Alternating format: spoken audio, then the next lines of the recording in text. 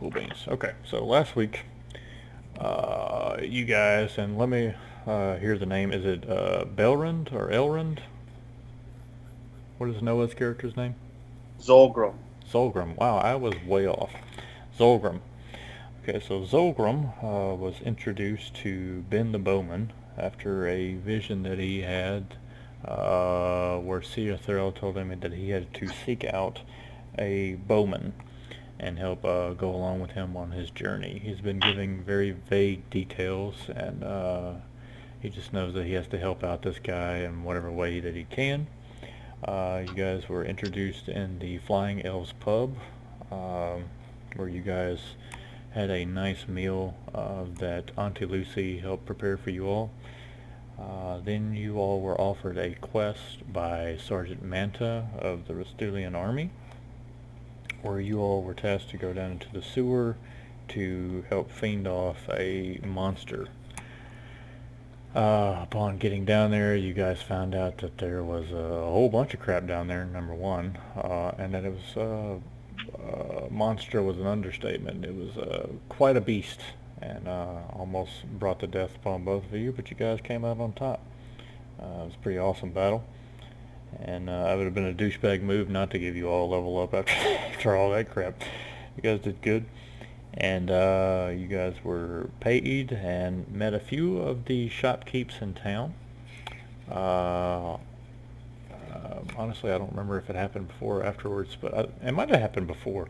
You guys also went to a different plane with the help of Plane Carver, the Sword of Siren, where you guys met and saw the Oathbreaker and Bright Wolf helping a aquatic elf Vanek fight off a couple of shades on another realm of Malfor.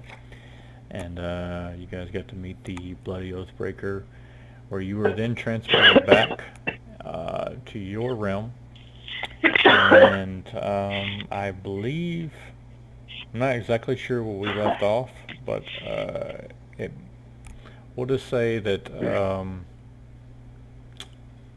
you guys got a good night's rest. So let's heal everybody up, if not already. I think everybody was, and we'll say it's the next morning. I know that Ben, you went to back to the Flying Elves, and Zolgrim, you went back to the temple residence and got your nap. So let's say it's the next morning. Everybody's getting up, so we'll say that the rest of the group, for since they're not here, we're going to say they're chilling also on the Flying Elves. So what would you guys like to do? Uh, does me sleeping, does that mean I've restudied my spell books? Yes. Okay. Well, then in that case, I guess I'm going to go back to the inn, you know, making sure my new amulet is hanging out for everyone to see. Okay. All right. So you go back into the inn to see. At this point, we'll say it's like 8 or 9 in the morning. Auntie Lucy has got most of her workers still doing kitchen prep work. There's a few people that are now getting up and they're eating some different biscuit and eggs is what she likes to cook mostly in the morning. So there are a few people chowing down. Ben, are you still up in the room, or what do you want to do, John? I want to take the time with the goblin and knoll heads that I got Mm-hmm. to pull off or to pull out all of the teeth and eyes, tongue, and like cut the hair off. Okay. I'm trying to remember how many heads was it? I've got 7 goblin heads and 5 knoll heads. All right. So I mean, let's say they all had 2 eyes apiece. Teeth. Sure, they probably all didn't have all their teeth. So we'll say null teeth. You got maybe uh, between all of them like 22 teeth, null teeth, and then like the goblin heads. Let's do like maybe like let's do like 12. And just for as far as the hair, to just do like a few bundles or so.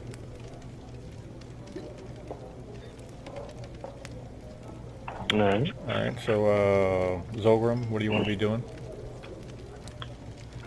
I guess I'm just gonna go up and get some breakfast. Okay, so you go over to Auntie Lucia. She's up on her big step-up stool, walking around, treating the other patrons, and comes over to you. What can I do for you, dearie? I guess I'll have the morning special. Very good. I see you got a new amulet there. That's quite nice. Yes, I did. I hope it brings me great fortune. See a thrill be upon you. And then she yells to the back, "Morning special!" Like really, really loud, and you kind of hear them clanging away in the background. Will you be attending the festivities for the day, sir? I'm not sure. I'm actually needing to meet up with Ben to figure out what our plan is for the day. I do believe you two would be very good at it. There's a archery competition, an obstacle course, and many strength things, and the winner will get a chance to meet the royal family. You definitely should try, my dearie. Yeah, well, I think I remember hearing something about we needing to talk to the king, so maybe we shall. Good on you then. Good on you. Alright, so she kind of goes on off and starts helping out the other guests. Do a listen check while you're down there. All right, just a second. Listen, check.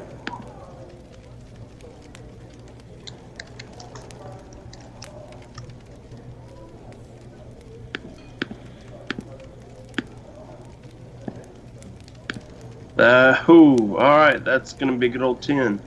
10? Yep. 10, you can see her go off to probably like 3 stools down from you on your right side. You see Auntie Lucy go over and she's talking with an older gentleman, older Dro. He's got like very, big time crow's feet and his wrinkles. He seems relatively dirty. Bald head on top, hair going around the side, and you see him talking to her, and he looks a little sad, a little sad, overworked, kind of tired, a bunch of mud on his boots and the bottom of his pants, and you overhear him talking about a lot of his cattle going missing, and that's about as much as you can pick up.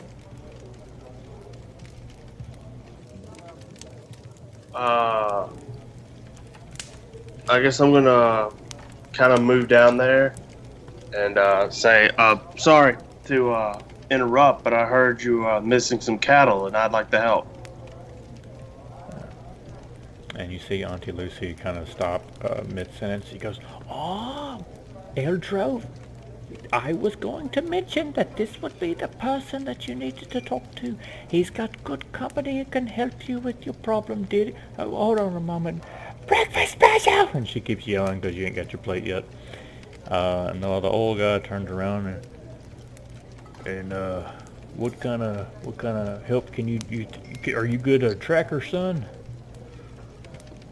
Me personally, no, but my companion, or I guess companions, but I haven't met them yet, are well equipped at tracking. But I might have a spell or two that could help us out. Interesting.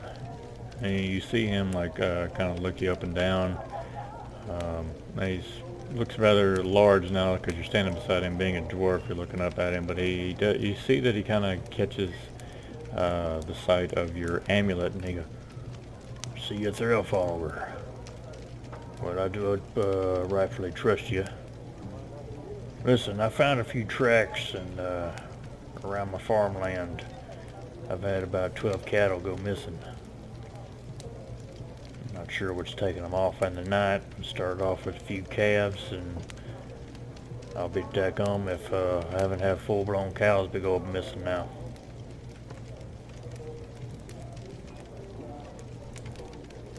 Think you can track That- whatever this is in the woods and take it out? yeah, we'll definitely look into it. But let me find my friend and let him come and talk to you to make sure this is something we can take on. All right, son. I'd be so appreciative. All right, I'm gonna go find Ben or try to find Ben. Okay. I mean, you can remember where his room was. All right, I'm gonna go up there and knock. All right. All right, Ben. So you hear a knock at the door. Come in. Ben, we got a gentleman. I'm saying this as I'm walking in. Okay. We got a gentleman downstairs who needs help finding some lost cattle of his, and he needs to know that we have great tracking skills, and that's not a part of my forte, but I thought you being a bowman and all, that would probably be something you're good at. How much you pay? Well, we didn't get to that. That's why I figured you'd want to go and talk to him about it, because I have a feeling you're going to want more than I'm going to want. So I'm giving you the opportunity to go down and talk to him and, negotiate that. Yeah, I got a few other errands I'd like to run a day, but I can check with him and see how much he's willing to pay, if nothing else. I'm just saying, I'm not a very charismatic person, so it's probably best I don't do any negotiations. Okay. All right, let me just put this in my bag here, and I've put all the teeth and stuff in the small wooden box that I get from the cave, and I put it in my backpack. All right. And and I also put on the belt and the boots that I got from the sewer as well. All right, let's go see what he's get. Okay. All right. So you guys, when you put on the belt, you immediately feel, like I said before, you feel like your chest tightening under your shirt in like a good way, like it's kind of filling out more. Your arms, shoulders are out a little bit more. So everything, you just feel a little stronger, like you're ready to tackle on the day a little bit. It's not super noticeable. You just kind of feel like you just pump, like when you go to the gym, you get a good pump. But you guys go down the steps to see more people of all different races beginning to enter in the cavern, because the festival is still going on, so there's a lot of tourists in town. But you quickly point out to Ben the older man that's sitting up by the bar. You guys gonna walk over to him, or? I'll walk over to him. I'm going to check on my breakfast and then walk over to him. All right. So once Auntie Lucy sees that you're coming back down the steps, she brings over your plate of food where you were last sitting. And you walk over to the old man, and he turns around, sees the dwarf now sitting down by his meal. And are you the one Mr. Dwarf was talking about over there? I am. So he's told you of my situation. Yes, sir. You think you can help me out, son? I'll be able to help you out if the pay's good enough. I'm willing to pay. Like I say, I do have the coin. I supply most of the meat and dairy products to this here town. But I would like to get to the bottom of this before I lose any more livestock. Kind of my livelihood, if you know what I'm saying. I do. So How you been losing them? Well, like I said, they've been disappearing in the night. Usually it was a calf or two, and it would be every other month, but now it's becoming more frequent. But the past few weeks, full-blown, full-grown cows have gone missing, and leaves a bloody mess in the morning. So they're not gone completely missing, but you're finding what, bodies, or Parts of it. so? Do they look like as though they've been torn apart by some wild animal, or are the cuts clean as if done by a sword or axe? It's definitely a wild beast. Whatever it is pretty ferocious. Some claw marks and a few tracks that I found around the place. That thing, whatever it does, has some pretty sharp claws.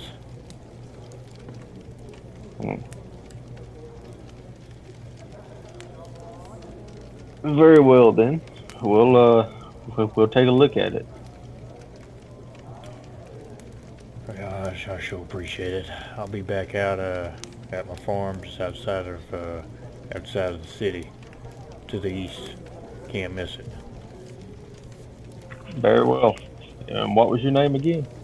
My name's Eldro. Yours? Ben. Good to meet you, Ben. I'm willing to pay about 1,000 gold, as he's putting on his hat, for whatever it is you bring back. And it's something a little special if you can take care of it this morning. Very well then. Alright, so he walks on out the door. What you guys want to do? What do you think? I think we should take a look into it. If we can get it taken care of this morning, we should hopefully have enough time for the festivities. Have they told you what the grand prize is for winning? Something to do with the royal family. You get to meet them, and do I not remember you needing to go talk to them for something? More or less. Well, I think that if we get this taken care of quickly, maybe we can get back in time to compete in some of the events. So Auntie Lucy hears you say events, and then she walks over. Oh, did you tell your friend Ben? Did he tell you about the festivities? Did he?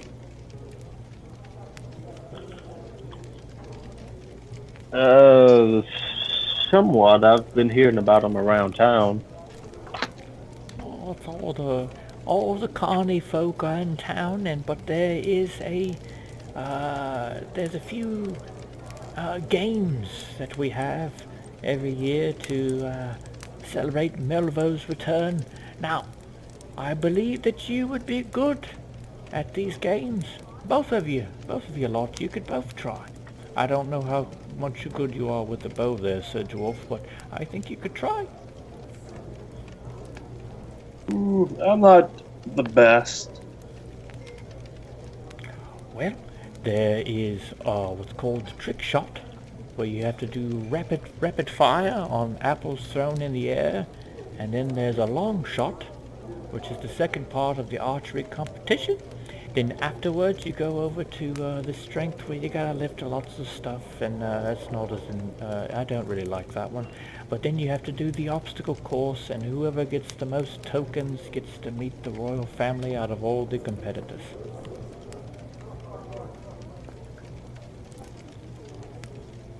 But it's going to be this evening if you're going to take part. We'll see if we can't get back in time. Very well, dearies. Will you have anything to eat there, Ben? Yeah, not anything too heavy. Maybe a couple of eggs, Very well. a glass of milk. Sounds good. It just so happens that Eldro just brought by some fresh milk, so I'll make sure to bring you out some. And so she goes in the back and brings you out your meal. She kind of leans in real close to both of you as you're eating. For helping out Eldro, it's on the house. Well, thank you. Alright, so you guys can chat about what you're going to do as you eat. Well, I figured the first thing we'd need to do is head out there and see where the attacks have been happening and see if we can't pick up a trail. Yeah, I agree with that. There's no telling what we might run into on the way, or what it could actually be.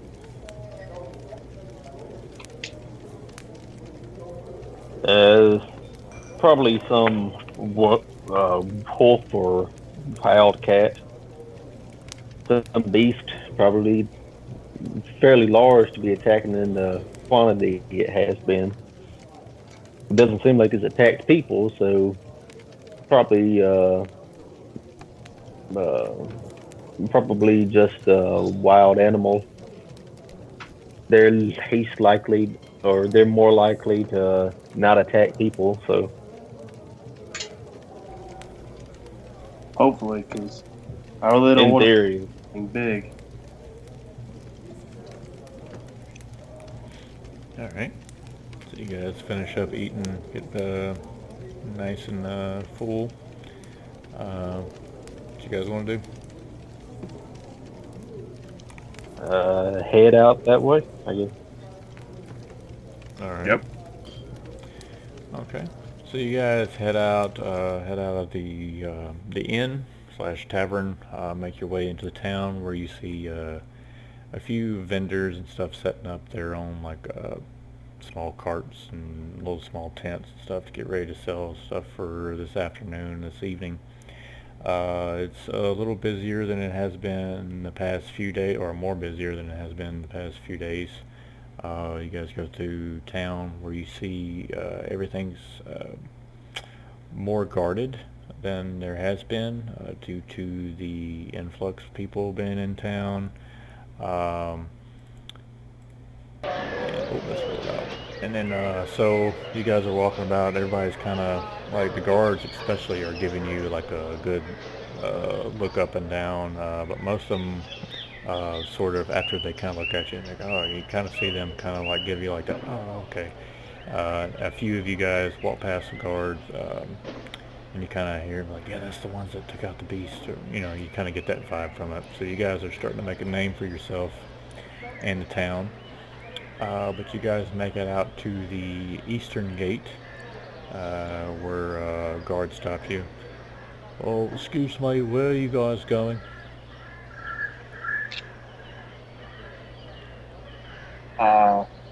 We're going out to the farm to help with the missing cattle.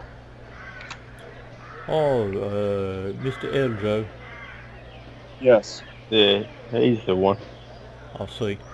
He reported about the missing cattle. Is that what you're going about? That's it. I'll see. And then like his buddy leans in and whispers something in his ear, and he goes, "Oh, are you the lot that beat the monster under the sewer?" We are. You guys making a name for yourself around here. Look, we do appreciate you helping out here in town. We're kind of relatively busy here, keeping track of everything, seeing with a few of the murders. And you see the guard kind of bump him in the shoulder and like, stop it.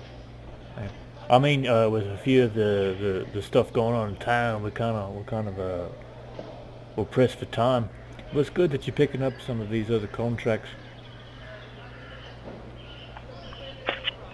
Well, thanks. Y'all seem to be doing a pretty good job yourselves. Thank you, sir. I might not be here on this shift, but just you should be able to come on back in the city. Do you still have your paperwork for immigration? Yeah. All right then. Just make sure you don't lose it, or there might be, I don't know, some people are kind of irate about that, but I should recognize you if I'm still here. Alright, and your name is? My name is Tim. Tim? Mm-hmm. Ben. Nice to meet you, Ben. Where you from? Uh, I stayed in Chavo, originally from Ventura. Over there, over the Queen Elwyn. Yes, well, it's been some time since I've been to Chavo. I see. I see. You must have served under the Red Wolf. I did. Did you fight in the Gatrium Wars? No, unfortunately not. I had other business to take care of. I see. Interesting bloke there. Came a god, some say. So I hear. Yeah. Then came a god, and then he disappeared. It's pretty funny. It's funny. Yeah, he's got the hell out of here. The smart one then. That's true. That's true. Anywho, going about your business. It was nice to meet you, Ben. Zolgrim, I think I've seen you around here before. You have. It's pretty shiny armor that you got there. Oh, yes. It is a blessing from the goddess. See if it'll be with you. And with you.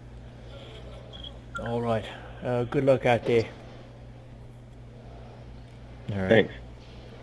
So you guys pass on by to quickly see the dirt road lead into a forest that is not too far off from the city, but you can tell it's a pretty thick forest, and just beyond that is the mountains that kind of lead into the Lycanthro, and apparently a wagon's going by. Lycanthro Pass. I don't know. Can you guys hear that? Yeah. Okay. It's just that ambient crap that I have on. But past the forest, you could tell on the other side is what's said to lead into the Lycanthro Pass. But before you actually get into the thick forest, you can see that there is a substantial amount of farmland to your left, which has many of the crops of a different farm than Eldro's. But Eldro's, you could pretty much tell is off to the right, where many of the fenced-in cattle is at now, and you can very quickly see his log cabin off to the right. And so I assume you guys go straight there, or no? Yeah. Okay. Alright, so you guys go there to see him on his front porch. He's just sitting there whittling, and he sees you guys walk up. Oh, well, that didn't take you long at all. Did you enjoy your breakfast at least? Pretty good. Let's see. We figured we'd hurry up and get this out of the way and try to make it back for the festivities. Oh, I do plan on going to see him myself. Well, let's not hold up then. He kind of stands up and then walks on. Let me lead you around here and show you some of the fresh spots. So he takes you around the house where he opens up one of the gates out to the pasture, and you see where there is some blood that was probably there like the last evening or so. You do see one of the hind legs that are still there. You see some claw marks on you notice it very quickly, like as you walk through the gate there was some claw marks on the fence. And you see him here's probably one of the fresher ones right here. I do see some paw prints of some sort going into the woods. They're directly to the east over in the Salo Forest. But that's about as far as I got. And you kind of go down and you see him looking at it, and as you can tell, he puts his hand in it. The print is about 2 to 3 times bigger than his hand. Yeah, it's a pretty big, damn big thing. Yeah, see that. And I don't think my old self needs to be walking around in the woods fighting some big beast. Yeah, let us handle it. All right. Well, I tell you what, I'll leave you guys to it. And he puts on his hat, and I'll be up on the porch, and you guys can look around. If you have any questions, let me know. Thank you. All right. So you guys do a search check. Got a nat 1 on mine. All Not right. good way to start the day. Nice. All right, I got a 18. Okay. So Ben, you're just like you're just still kind of mesmerized by how big the print was.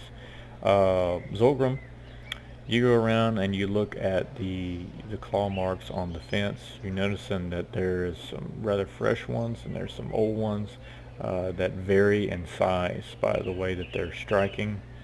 You go over and look at the hind leg that was left there, and you're noticing that it was definitely not a blade of any sort, that it was ripped off due to bite marks and claw marks.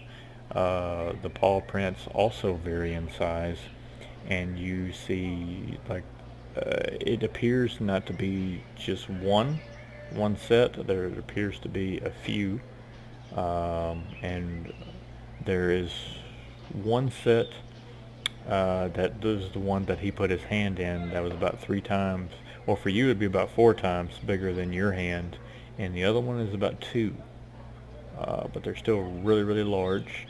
And you also found a few patches of fur that don't appear to be coming from that of the cows.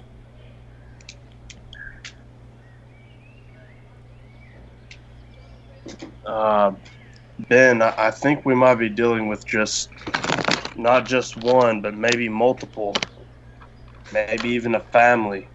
Because if you see, and then I'm going to kind of point out the difference between the one paw print and the rest of them, it could have really big feet and small hands, or it's either one creature that varies in size or multiple creatures. So we might be getting into a pack of something. Can I do a knowledge nature to see if I can identify the track? Yeah. A 13. A 13, you kind of tell by the way the paws are sorted and the claw marks that it doesn't appear to be canine. It looks to be more cat-like. And with a 13, you have heard that in the parts of Thalo Forest and different parts of southern Vostok is where the big cat creatures are more likely to reign. I refer that to Zolgrim.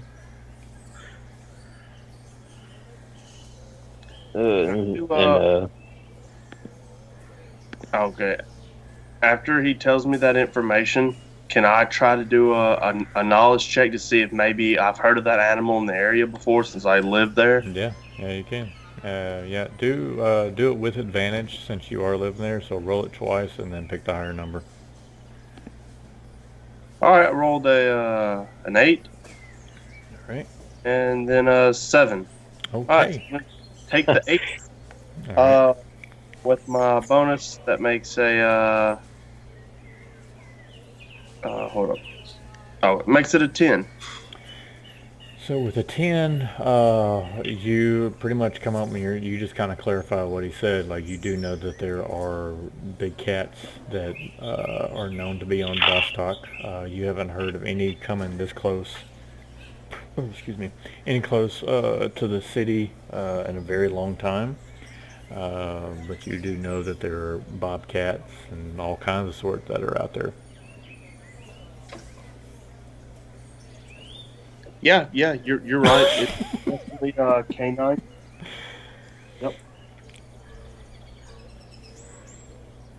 Well, all right then. Let's see if we can't pick up this trail and track this baby down. Let's get it done. All right.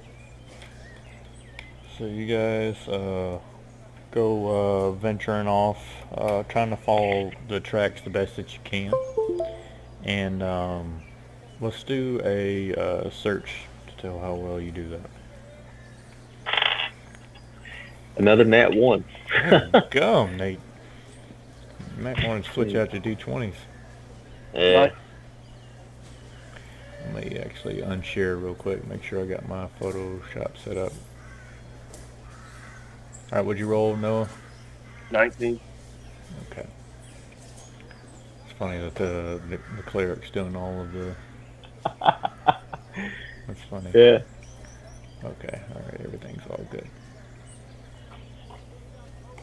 Share screens, boop.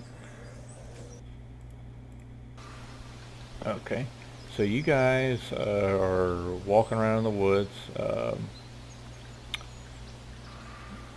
Ben, you just seem to be kind of out of your element. You're feeling a little indigestion and feeling a little bloated from the eggs and stuff that you had from Auntie Lucy's. You got just a little bit distracted, and you're just feeling a little tired from all the stuff that happened on the previous day with the Knolls and the near-death experience and whatnot.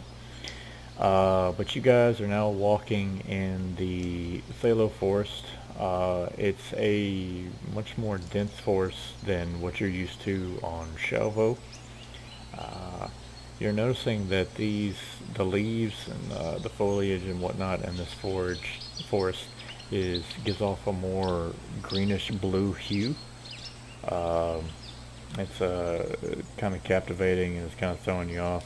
But Zolgrim, you are hot on the case. You're like freaking Sherlock Holmes with your clues here.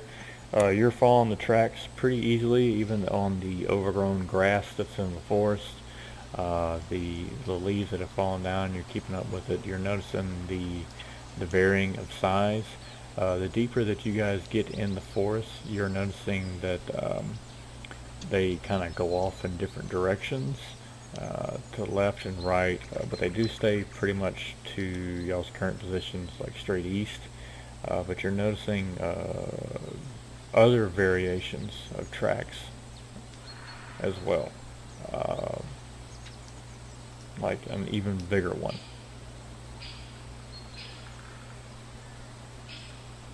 Bigger than the one we saw before. Yes. I'm gonna point it out to Ben and be like, we might be getting ourselves into a lot more than we can handle here.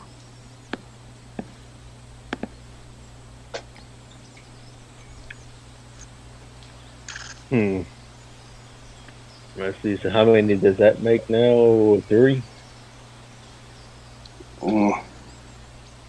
I say at least 3 or 4. Might be getting into a pride or a pack of some sort. Well, we know that there's one that's real big, one that's big, and then one that's smaller than the other 2. Whoa! And then maybe parents with a cub. That might be what's led them to feed like they are. Well, if I know anything, you don't mess with a cub and her mother. Not unless you want to get paid. And I kind of like nod my head like towards the way the tracks are going. All right. And then But I do ready my bow. All right, you guys do a listen check.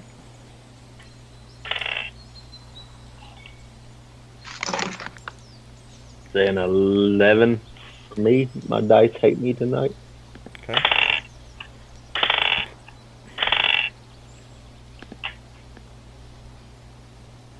Trying to get some more bad rolls out of the way, Nate. Yeah. They were all bad, so hopefully. Oh man! All right, what'd you get, Noah? you said listen, right? Yep.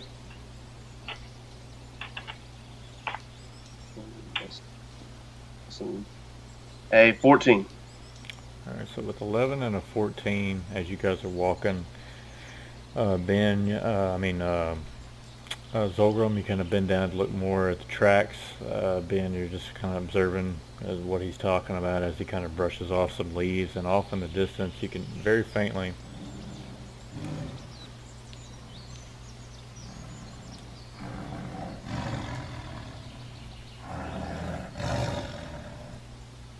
and then kind of like you hear some rustling of leaves over in this area, and then you don't hear anything.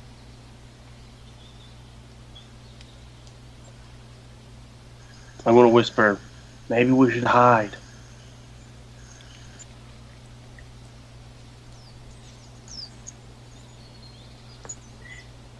Good idea. Okay. All right, roll a hide.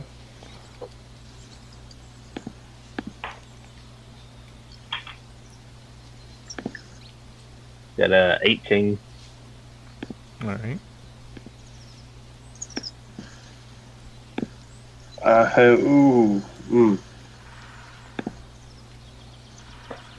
I got a 9.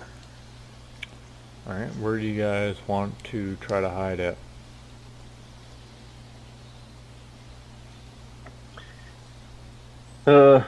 I want to just like hide behind a tree to my south. Okay. Zolgan, I'm sure you're going to follow, yes? Yeah. Alright. So with that, you guys are down there trying to hide. Let's do some spot checks. It's a 24. Okay.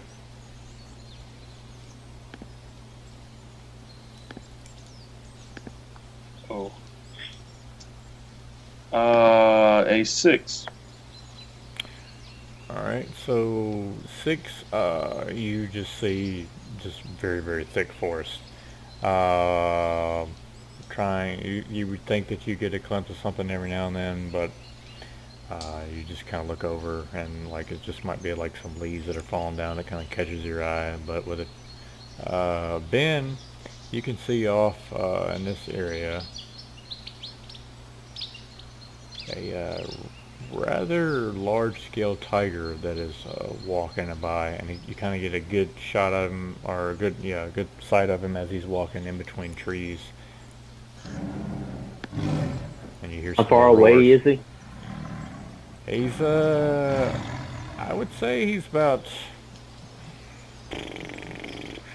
300 to 400 yards away. Yards or feet? I would say yards. He's pretty far. Like, he didn't seem to be alerted by you guys at this point. Like, it's very far. I forgot to put the squares on this map. Alright, let's see. 3 or you said 400 yards? Yeah. 400 yards would be 4 times 3, 1200. 1, 2, 3, -6. Actually, let's just go back to feet, because screw math. So we'll just we'll shorten the distance. We'll do about 400. Nah, well actually we'll do like 300 feet. How about that? That's still probably, I don't know how far your bow range is. Well, my bow range is 440 feet. But I can fire past that at a penalty. Right. It's like every range increment is -2.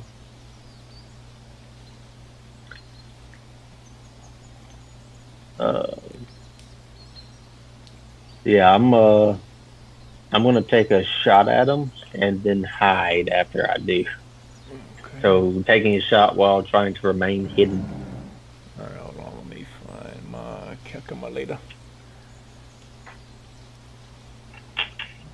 Get it up. Get it up. Okay. All right, take a shot. Say 26. 26 hits.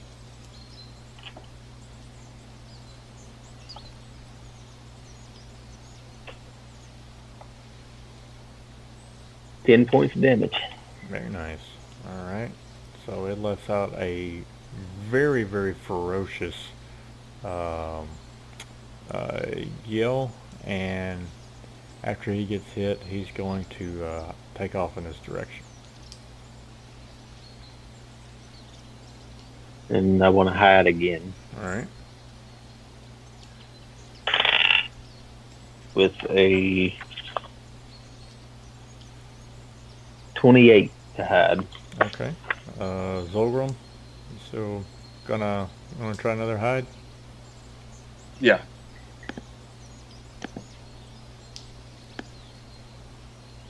That one was a 10. Okay. All right. So let's do some listen checks.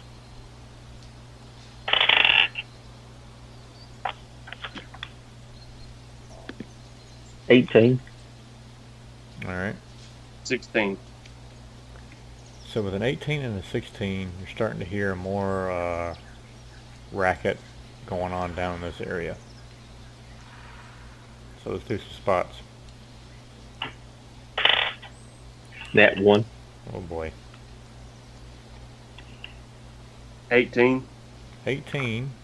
Well, you're starting to hear more of a loud roar, and with that, you can see you got this guy coming up, like just sprinting at you. And let's roll for initiative. Nat 20. What the hell? Okay.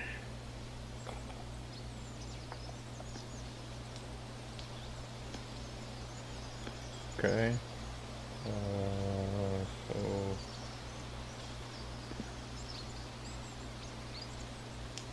So Nat 1. all right. So with a spot check that is it was a nat 1. Unfortunately, you don't see this guy running up on you. So other than that, since you only know of, I guess, that one tiger, would you like to do something else? I would like to fire at him again. Okay. Roll another spot to see if you saw where he went. Spot is a 22. Okay. All right. Yeah. Yeah. You see him. You see that he's like he thinks he's well hidden behind some thick brush, but it's just enough clear of a shot where you can pick in between some trees where you can get off another shot at him. All right, I'm gonna take a shot at him with a hit 33 Yeah, that hits, of course. for 15 points of damage. Nice. Okay, he lets out another roar, and you can tell that where you. And I'm gonna attempt to hide again. All right. Yeah. But yeah, there's very, very wounded. That's a 27 hide check. Okay. All right. Okay.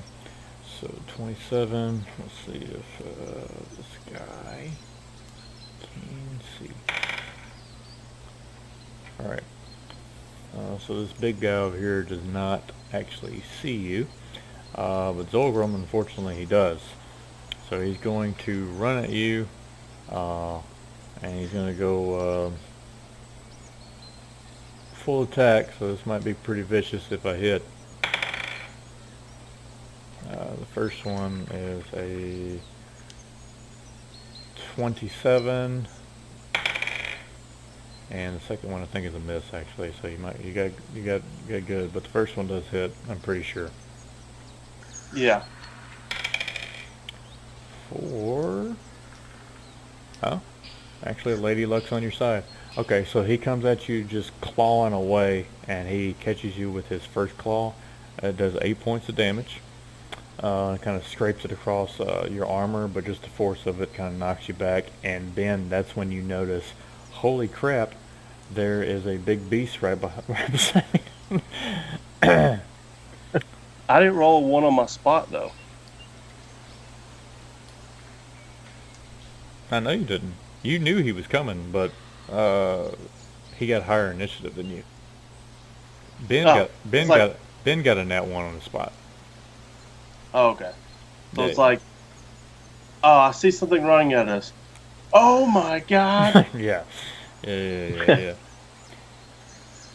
All right, Alright. and so now it's Zolgrim's turn.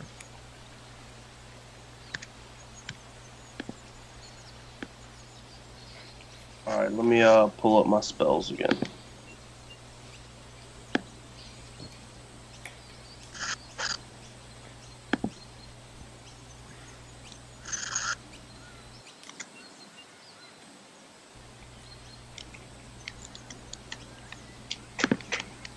For some reason, they disappeared. Ew.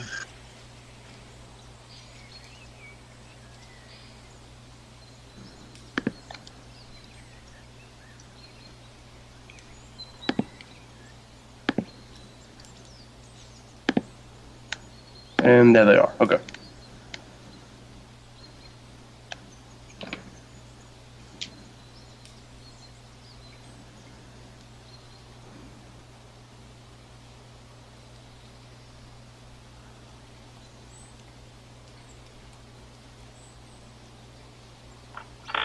All right, I'm level 6 now.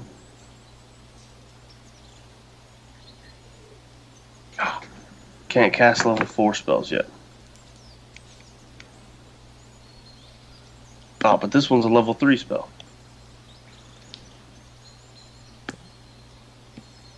Alright, I'm gonna summon a level 3 monster. What do I want to summon?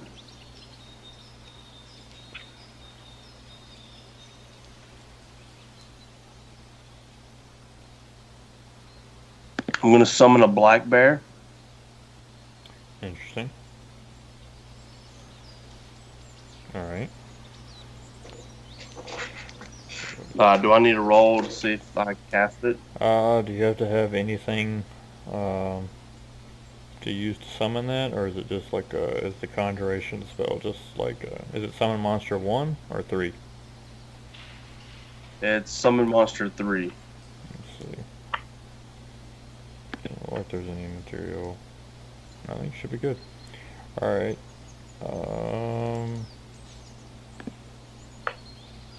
Yeah, there's no component. No. Okay. Okay. Summon a black bear. Yep. Okay. So you summon the black bear. I'm gonna get it to do a full out attack, which is 2 claws and a bite. Do it.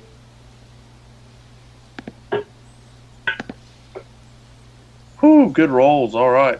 First one is a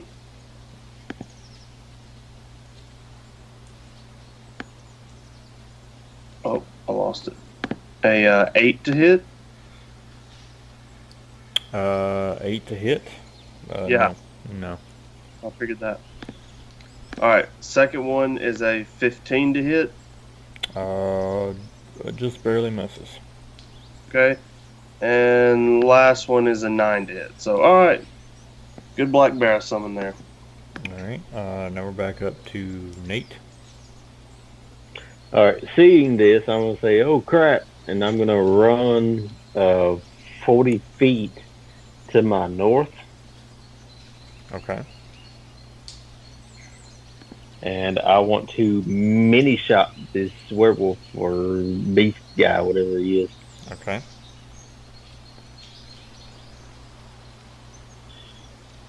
First attack is a Uh, 17. 17 hits. For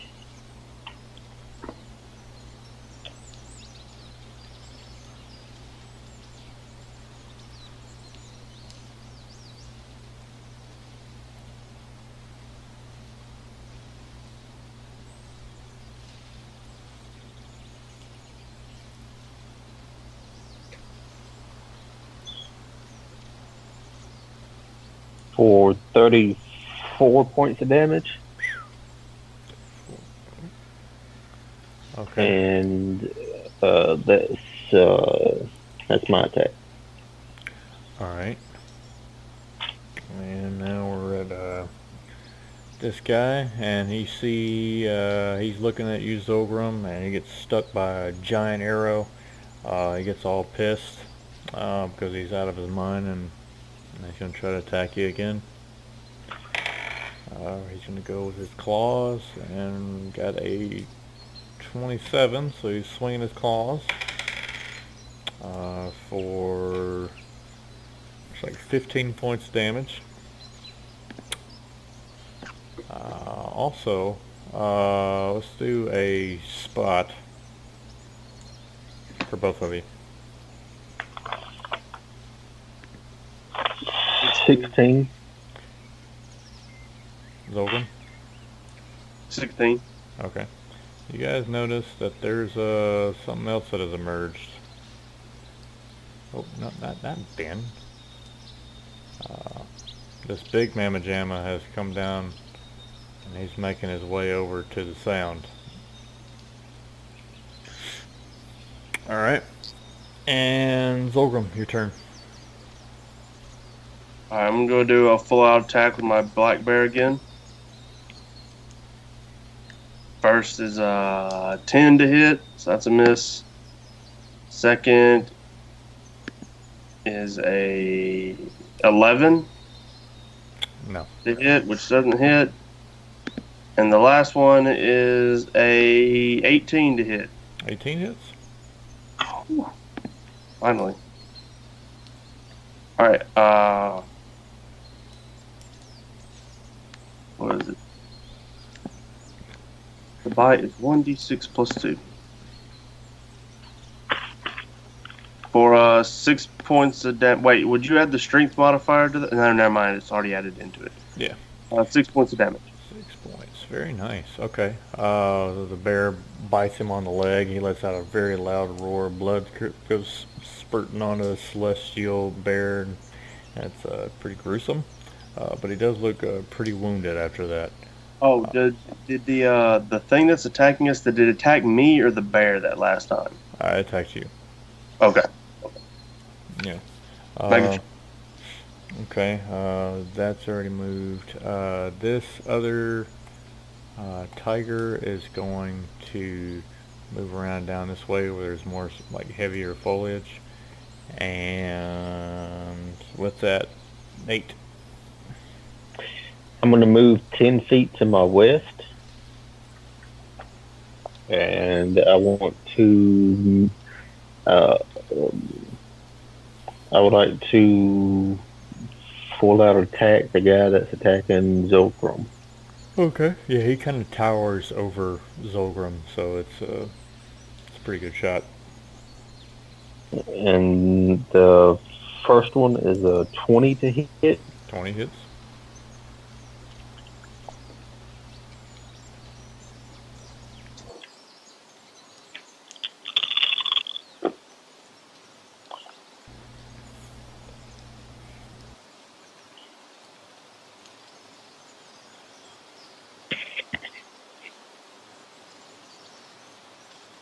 For 29 points of damage.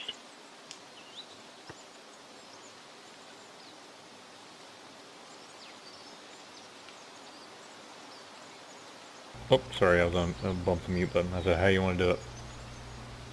Oh, I'm using multi-shot, which is firing like 2 arrows, like we'll put on top of the other. Yeah. All Legolas style. Right. And I want to place them so that one of them goes in each of the eye socket. Nice. All right, Zolgrim, you see right after he just clawed you again. I want to do it so that each arrow flies past like the size of Zolgrim's head. Nice. So you see him right after he called you up, Zogrum, like 2 arrows go like right in the guy's eyes, and he just falls backwards. And as he falls backwards, you see him decrease in size, and he just forms into this human naked man now that is now laying before you with 2 giant arrows sticking out of his eyes. And with my second attack, I'd like to attack the gigantic tiger that's running towards us. Okay. With a 12 to hit. 12 does not hit, unfortunately. Alright. With that, the big mamma jamma is actually going to start moving this way, actually. It gets about yonder. And Zolgrim. I'm gonna send my black bear after the big one for a full out attack. Okay.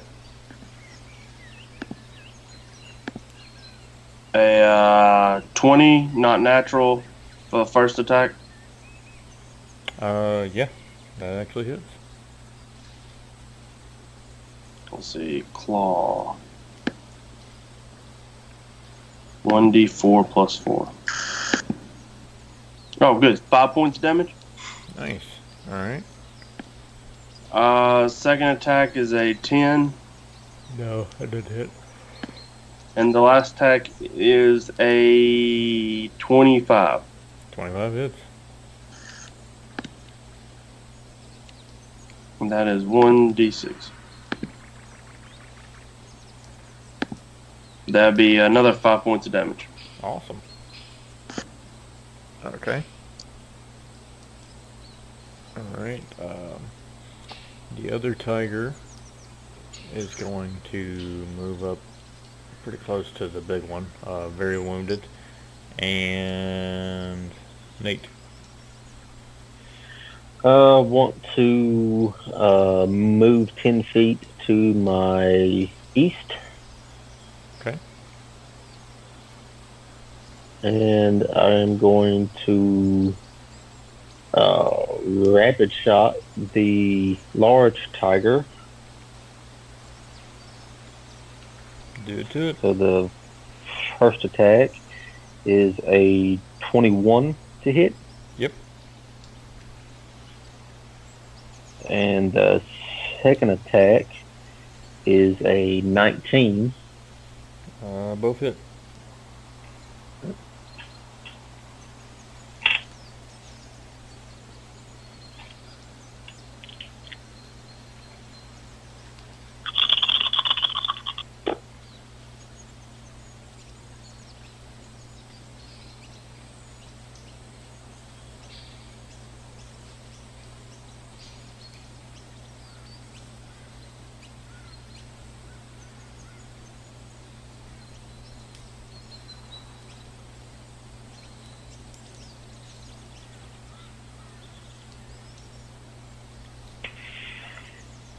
.42 points of damage with both of those, like combined.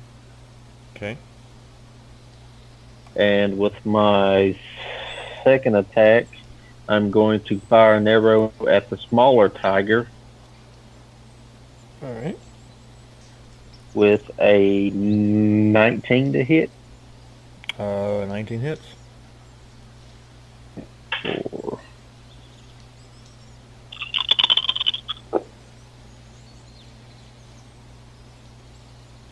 For 26 points of damage.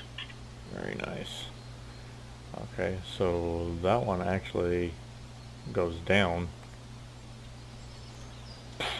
Okay, so you see him, you catch him as he's running, and then he just kind of gets hit, and then just like, but the motion, he's just still falling forward, just tumbling. Okay, With that, old Big Mama Jamma is going to run up and attack the dwarf man over here. Actually, no, the bear is attacking him, so he's going to attack the bear. And he, oh, where'd my mouse go? Let's see if I get this, do this right. Blah, blah, blah, blah. Okay. Alright. This guy is doing a full-blown charge attack at your celestial bear there. So let's see. For 36 on the first. Take the damage. No, this is just to hit. Looks like actually a 30 on the second. So I'm pretty sure both of those hit him. Okay, so the first damage is going to be 4. So 12 points of damage on the first. Alright. I gotta get another dice out. And then second thing of damage, let's see, 8. Actually 12 again on the second. Oh, that kills it. Okay. Alright, and he was about to basically stand on top of it and bite down on its neck, but then it just kind of disperses into the air, and you see this thing just look up at you, really menacing. Also, Ben, do a listen check.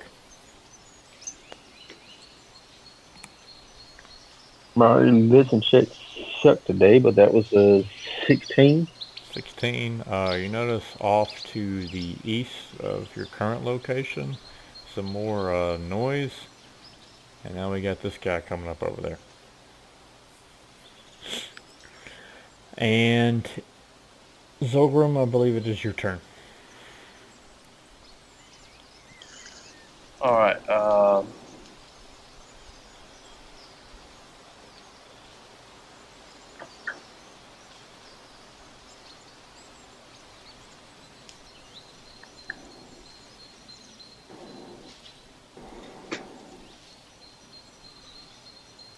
I only have one more level 3 spell left for the day, so I'm going to hold off on that and summon a level 2 creature this time.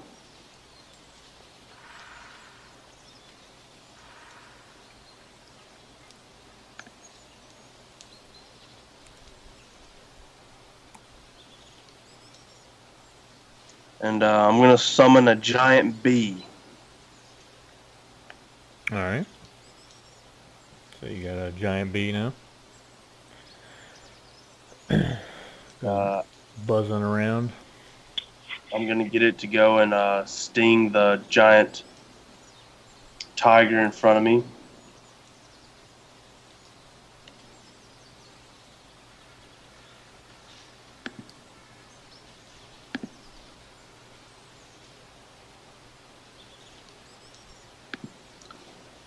And that would be a 14 to hit. 14, unfortunately, does not hit. Right. Okay, Ben. I'm going to move 10 feet to my east, behind those trees there. And full out attack.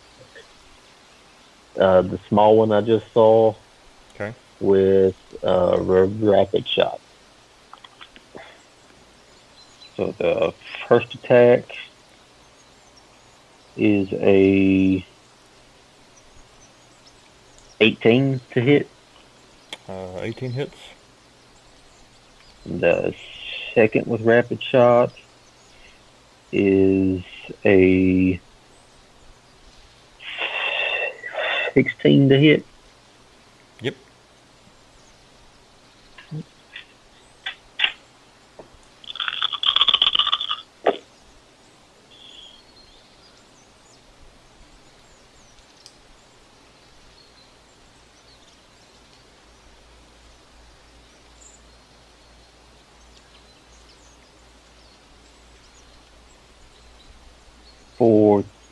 35 points of damage with those two combined.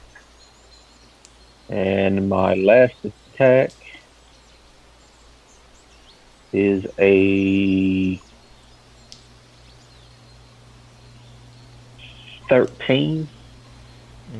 13 just barely misses. And with that last shot, I'm going to attempt to hide. Alright. Probably not, because that was a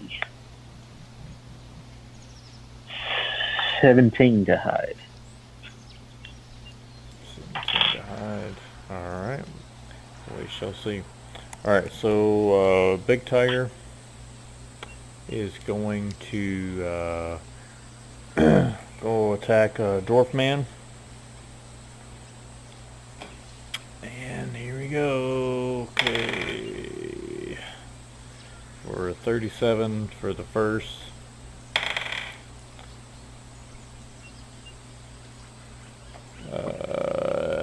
21 on the second.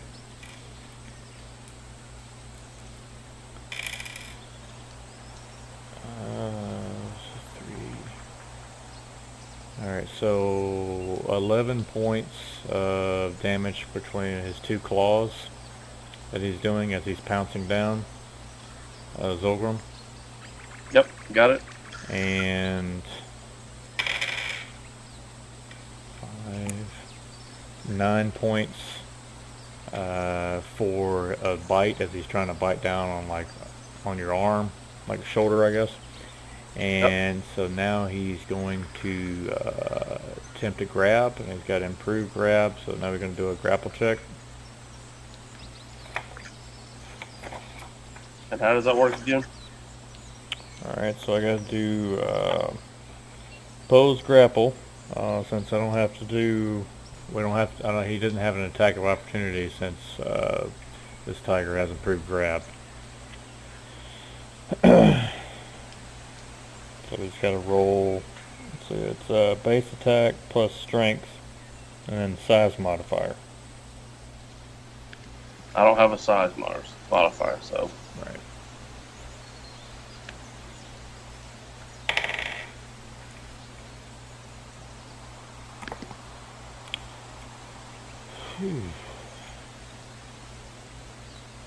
I got a, so it's base attack plus strength plus what I roll, right? So it's just like a melee attack. Right. Oh, okay, then I got a 22. Let's see, I'm still adding mine up, but I know that for a fact it's already beat that. Because I rolled a nat 18. 38. 40. Yeah. It's in the high 40s. Alright, so he has that. He has now grappled you, so now he's going to attempt to rake. Actually, and the rake is a 28. And the damage on the rake is 5. Another 9 points of damage. Alright. Zolgrim is at 0. Alright, so you got a big tiger on top of you. This other one is running at Ben, and he's going to just do the same freaking thing, but smaller scale. So we'll see what happens. First one is a 26. Very high roll. Another high roll. Nate, I need to send you this die. 22 for the second one. I don't know if that hit you or not. Barely. Well, hold on. Actually, yeah, that meets. Okay.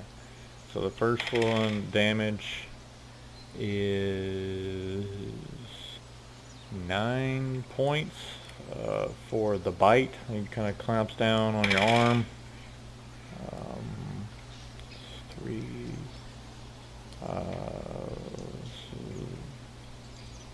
6 points of damage for the second one, and he's going to attempt to do the same thing. He's going to try to do a grapple.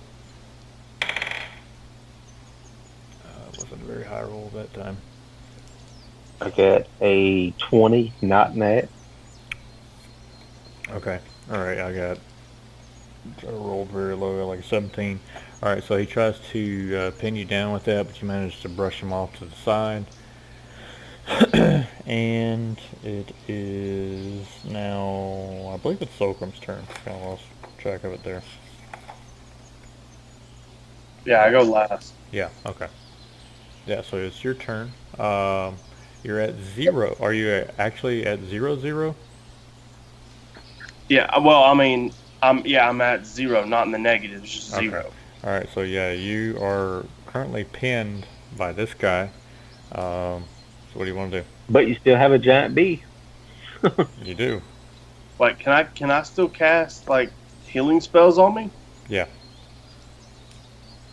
Because I don't want this thing to just sit here and just take one more bite at me.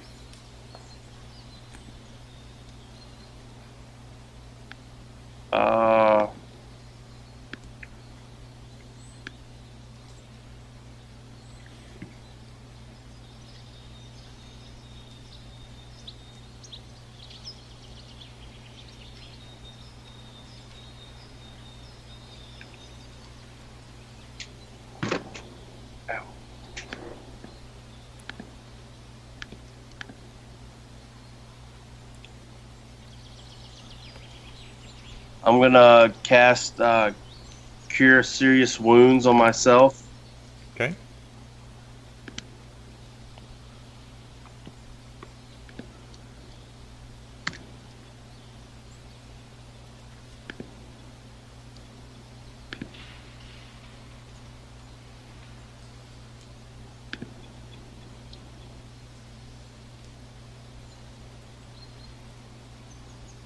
And get 22 points of health back. Nice. So I guess I'm just gonna. Can I still stay limp though? Like I'm dead, like play dead? They have to roll a bluff. Yeah. And I can still do that in my turn? Sure. I'll let that be like a free action thing. 20, not natural. Nice. Okay. All right. Nate. I want to drop my bow and draw my great sword and attack. Okay. Do it to it. First attack is a 23. That does hit. And your base attack, actually, with the help of the belt, should go up, for strength stuff, should go up an extra +1, because that belt gives you a +2 to your strength modifier. Cool. So let's see. For 19 points of damage with the first. Alright, how you want to do it? He's at 5 health. I want to just slice him across the throat. Nice. And with that, I would like to let's see. Can I pick up my bow and fire? I think picking up your bow would be a, I don't think that would be a free action though. I think it'd be like a whole thing. Well, I hadn't taken my move yet though, so. That's true. Because if you have a base attack more than, I think, 5, you can draw a weapon as a free action. Yeah, so I'll take my move to pick my bow up and fire at Big Tiger with my second attack. Alright. You now see that Zolgrim is pinned, and to your knowledge, he looks dead. Alright, and that's a 16 to hit. 16 just flies right over top of him.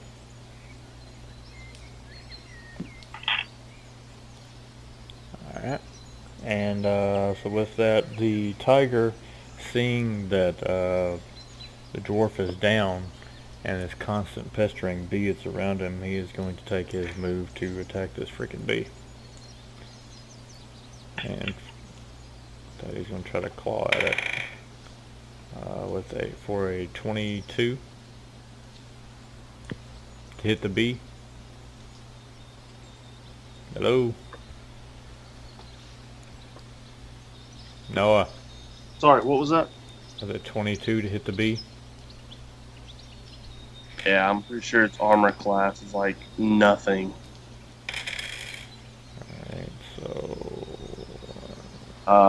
Yeah, definite hit.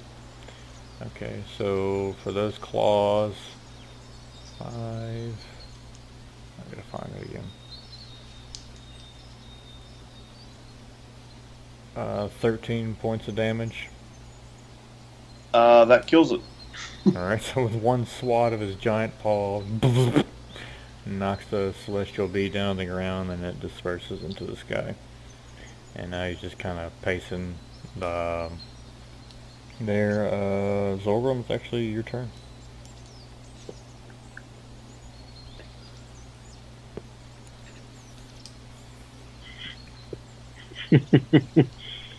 Huh. You should totally cast another bee. Just to freak him out. I'm back.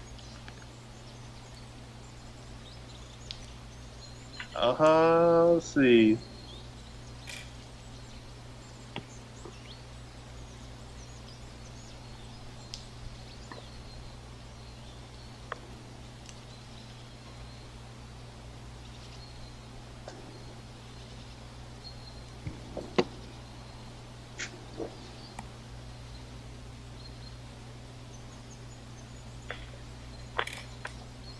All right, I want to cast.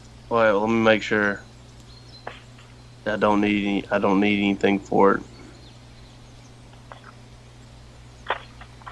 Oh, you know what? That might be stupid. Never mind. Might It was a not great be. idea. It was a great idea in my head, but no, I don't think it's a good idea.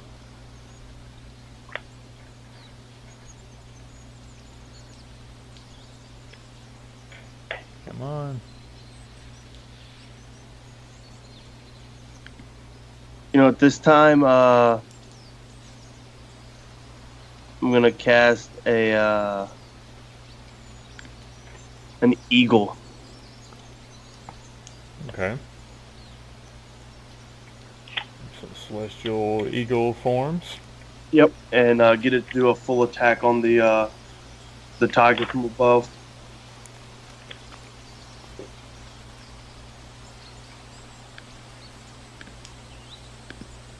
The first is a 13 to hit. 13 does not hit. Next is a 16 to hit. Does not hit. And the last one is a 19 to hit. 19 hits. There we go. All right.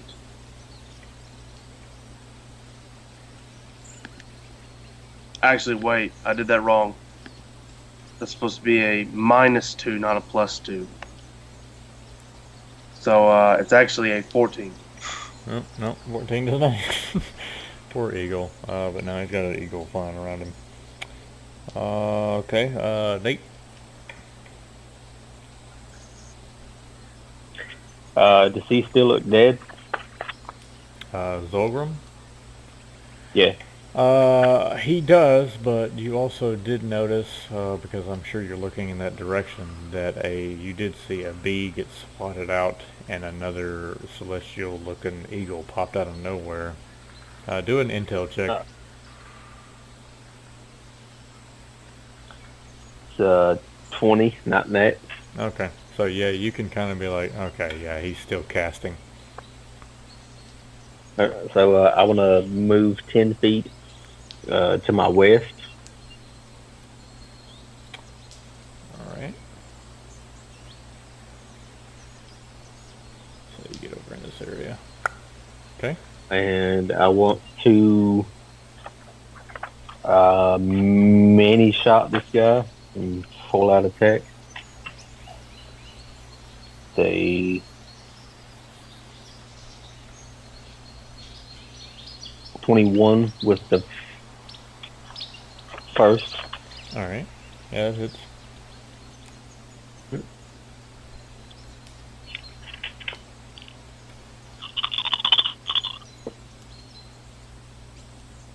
Um,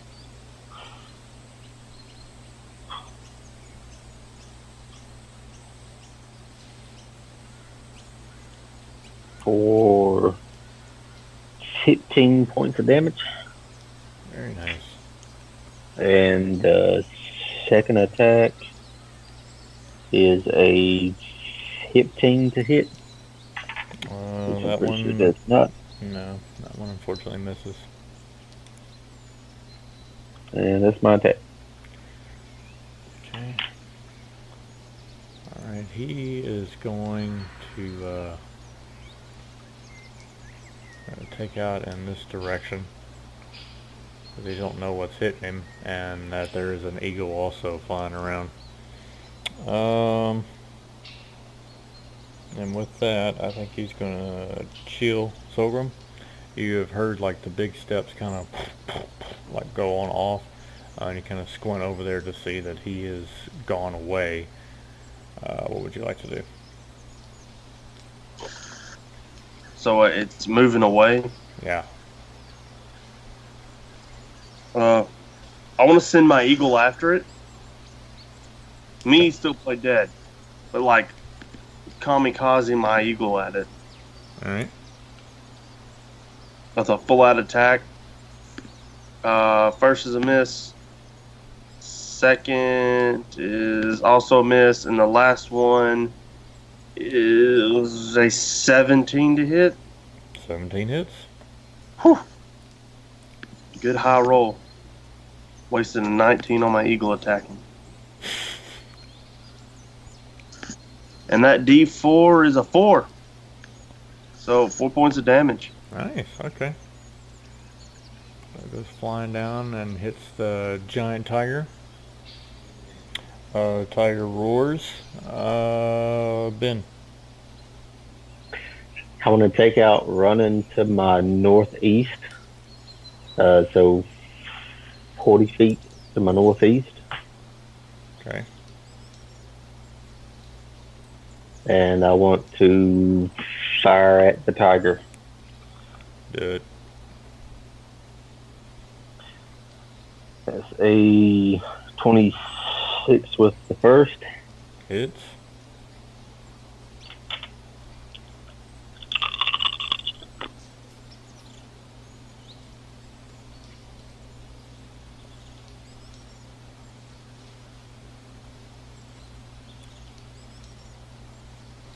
For 28 points of damage.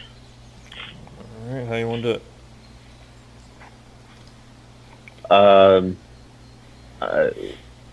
it? Just 2 arrows like fly into his side. Okay. All right. Nail him. Knocks him down. And you just kind of slowly watch him bleed out as the last life, and the eagle was just flying around, circling him, and then lands on top. Very- Like pecking him. Yeah. And out of initiative. All right, I want to get my eagle to fly up and do a spot check and make sure that there's nothing else in the area. Sure. Since it gets a racial bonus of +8 to spot checks. Very nice. Kind of like Far Cry Primal. So that would be a 20, not natural. All right. The eagle, you can kind of see through the eagle's eyes if you close your eyes real quick, and you can see the dead tigers in the area. You don't see any immediate tigers anywhere else. You do see kind of far off to the northeast some more deer and different things, but that's very, very far off. You do see like remnants of remains like over in like this area of like the cattle most likely, and like just like a bloody mess over there, some fresh, some old, a lot of bones. Look like it's been picked clean for the most part, but other than that you don't see anything else. All right, I guess I'm gonna get my eagle to just dissipate, you know, and then I guess I'm gonna stand up and walk over to Ben. Okay. All right. I'm gonna walk down to the large to the closest tiger, which I guess would be the small one that I killed with my great sword, Yeah, probably like right there. Yeah. and I'm gonna draw my machete All right. and start chopping off its head. Okay. And when I get done with that, I want to put it in my bag and like retrieve any arrows that might be in them. Okay. And Do you know how many you I'm shot? gonna. Yeah, I shot a bunch. I'm at 36, and I was at 54. So I'm gonna do that with all of these guys. So All right. just take 10 to cut off heads and retrieve arrows, as many as I can find. We'll say that with them like running through like the trees and stuff with the arrows stuck in them still, let's say you get back enough to get you like at about like 46 arrows altogether. So Cool. what did you say you were at? You were at 50 something? Yeah, I shot 18. Oh, that seems a little low. Yeah, I shot 18 arrows total. Okay. All right. You know, let's say you got like about like 12 out of all that. I figure with them getting stuck with arrows, like running in between trees, it might break off a few of them or do something like that. So you could pick up Yeah, like the there's rest, a like, but they're like kind of chopped in half or something. yeah, cool. And then I like chop off all the heads, including the head of the guy. And I'm not sure all that would fit in your bag, but you can chop them off. I'll put the smaller ones in my bag and carry the giant head. I'll let you put them in the bag, but it's gonna be freaking heavy. Only the big tigers. Well, and I got rid of all of the goblin heads and things that I had too, so I have a little bit more room. I mean, no, I understand that, but I mean, they're big. Yeah, they're tiger heads. Yeah.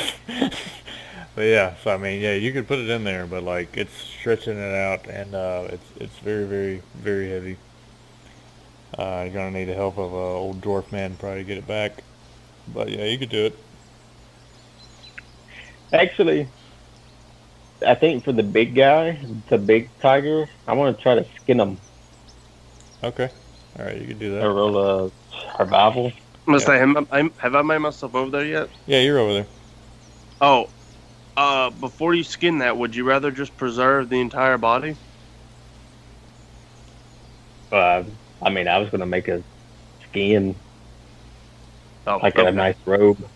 I was like, I have a spell that'll preserve the entire body if we needed it. So Can you preserve the skin? what's it say? Or hey, can you actually use it on the guy that attacked you? Like, so maybe someone can identify him. Oh yeah, it just says you can preserve the remains of a dead creature, so it will not decay. Yeah, I mean, we could try that. We can try doing that to the guy and see if anyone can identify him. Okay. Actually, you need stuff for this spell. So What do you need? a pinch of salt, a copper piece,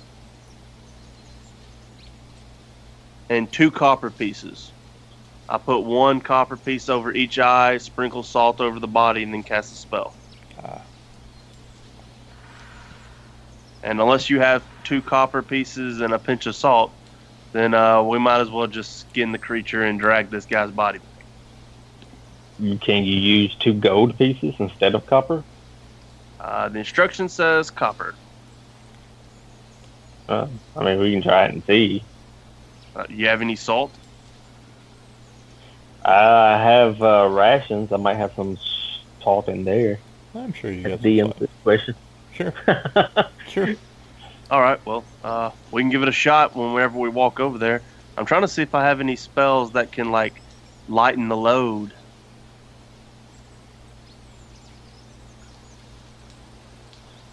Uh, that's a 18 on my survival to skin them, All right. and if we need to, which we're going to have to anyway, I'm going to start building a drag behind to throw the body on after. Okay.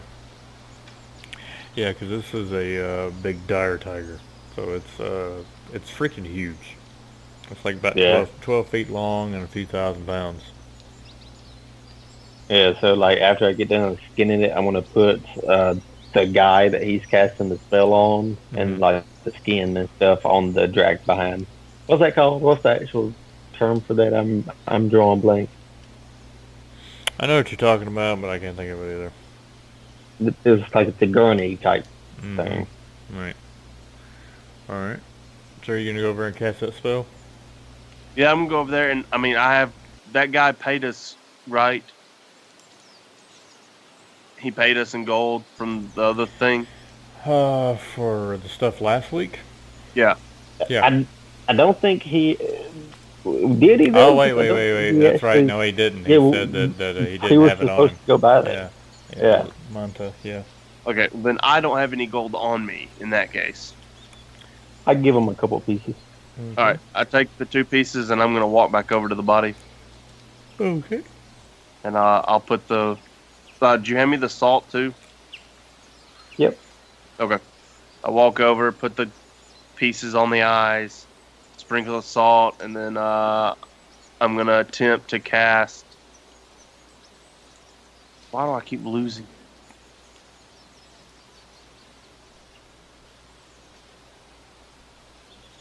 Uh,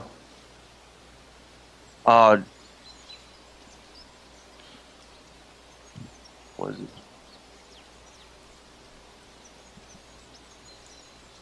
Gentle repose. Okay.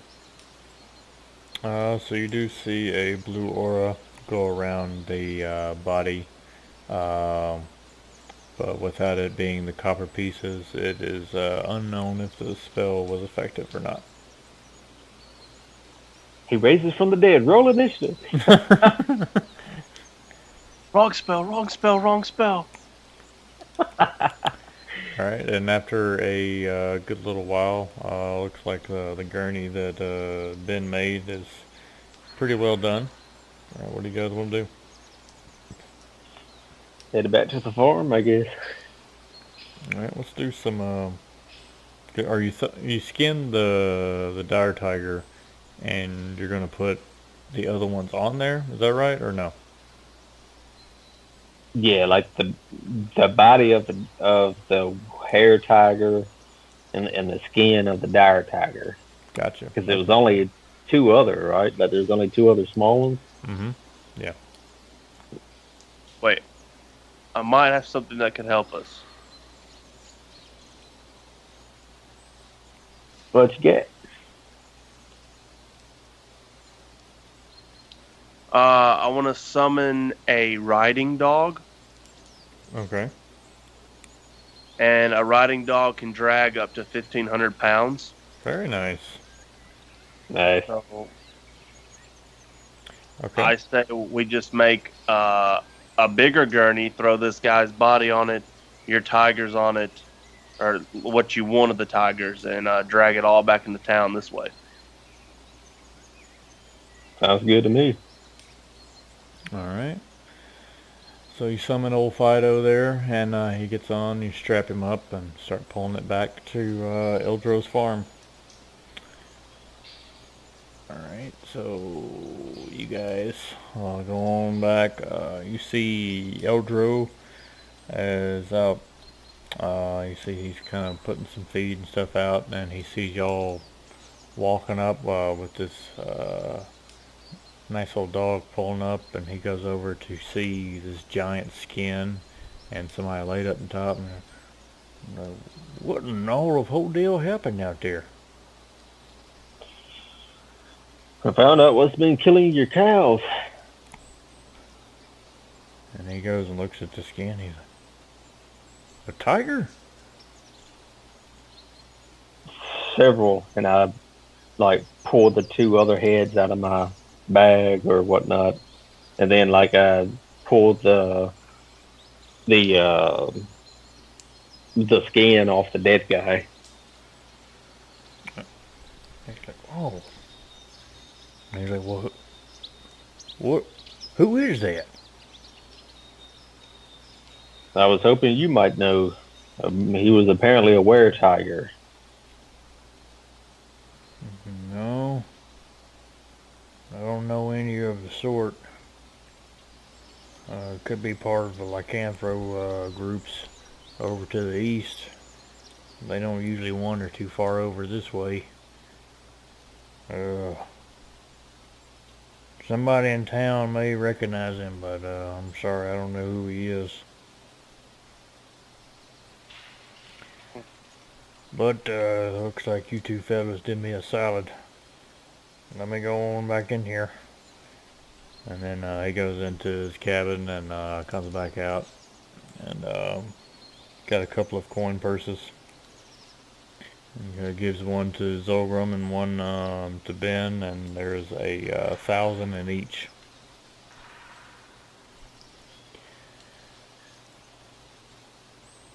Told you I'd give you something a little extra for being quick about it. You guys didn't disappoint. Thanks. Yeah, thank you. Well, you boys better get on up here and get all cleaned up. Starting to get a little late there. You might if you want to make the games. Agreed. All right, much appreciative. All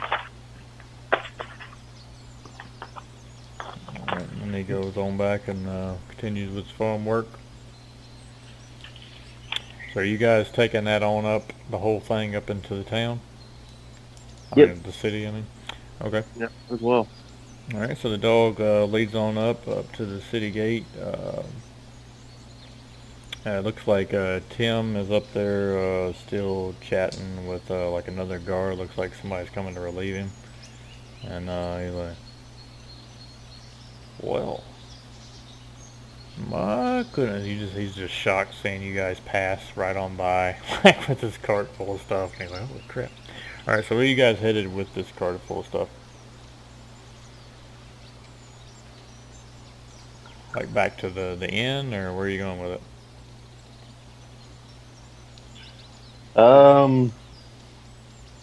Yeah, I'm gonna go back to the inn for now. Okay. Why don't we drive this through the market, or why don't we get the dog to walk all this through the marketplace and see if anybody jumps out at us about possibly wanting to buy some of this off of us, or asking if anyone knows who this is. It sounds good. All right. So you guys go on through the town square, where you see a lot of like I said, a lot of foreigners and stuff are there. They're looking. Everybody's taking notice. A few people recognize you guys, as the dwarf and the bowman, like the monster hunters of the town. So you hear a few whispers, and they see the big, great skin that you guys have. But there is one person that is walking over, a dark elf, who is very finely dressed, looks very clean cut, clean shaven. You can smell some scents coming out, like fragrances coming off that are quite delightful. He has a very feminine mystique about him, but he's coming over and he's like, oh, Wow, this is quite something here. This will go great in my shop. I can make all kinds of fabrics out of this. Perhaps a new doublet. And he leans in and he's like, "Hi, I am Volsa." Hoster? Volsa. Volser. Sure, that'll suffice. Now, how much for the big dire tiger? For the big dire tiger, I would settle with 1,000 gold. 1,000 gold. Okay. And he gives you 1,000 gold without missing a beat. Alright, if you could just drop it off at my shop. He points it out, which would be... Make sure I'm pointing in the right direction. Be right here. Okie dokie. Okay. I own the tailor shop here. It's called InStyle. If you're ever in need of any finer garments, please look me up and I will help you boys out. Thanks a lot. They, I want to turn to Zolkrum and ask, do you want your share?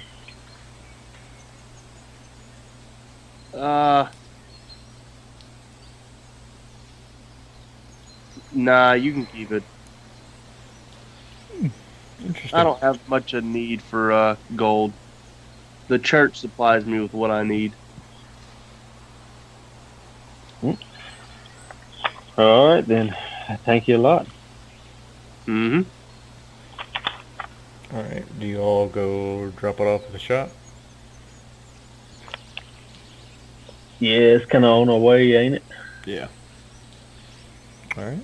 So, Valsa leads you over there, and it kind of drops, shows you where to drop it off, like back behind his shop, where you see just all kinds of stuff for like his seamstresses and like things like that, different sewing materials and whatever.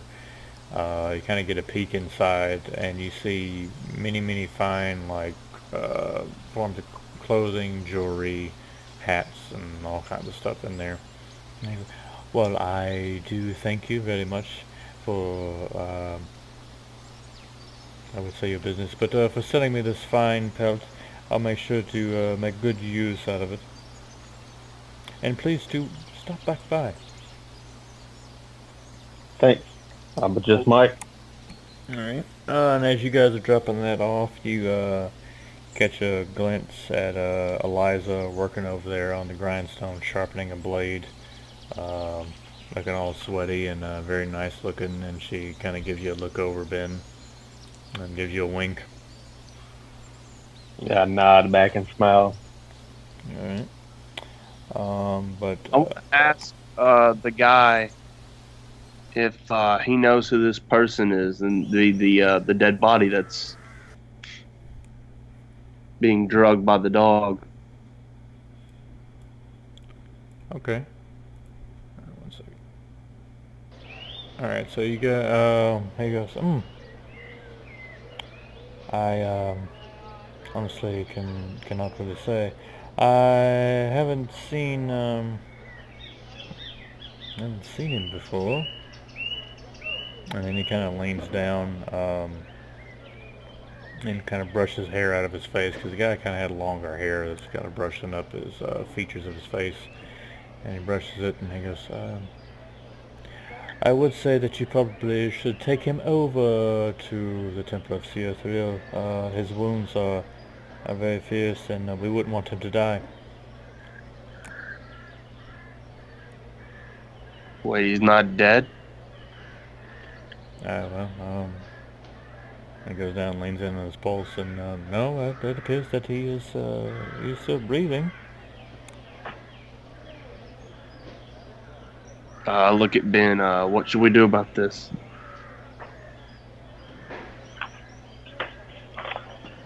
Perhaps we should take him to the guard. I mean, I think I can revive him, to where he can start talking to us, but we need him to be chained down. I agree. All right, so I guess we're going to take him to the guard, not to the temple. Okay. All right. So you Volsa bids you farewell, and you go over and see where Tim is kind of not too far off. He's kind of set up on like a local, well, maybe just right outside the inn, since it's kind of fairly close, like a table that's right outside where you see that he's on break. He's got like his helmet off, and he's enjoying some ale, chit-chatting with another guard, and you guys pull up. Oi, you guys beat a tiger, I said, did you? Yeah, but we brought a live one back. We need it to be chained up and locked away. But that looks like a fella. That don't look like a tiger. Well, he turns into a tiger. Oh, one of the lycanthropes. We don't want any of those in the city here.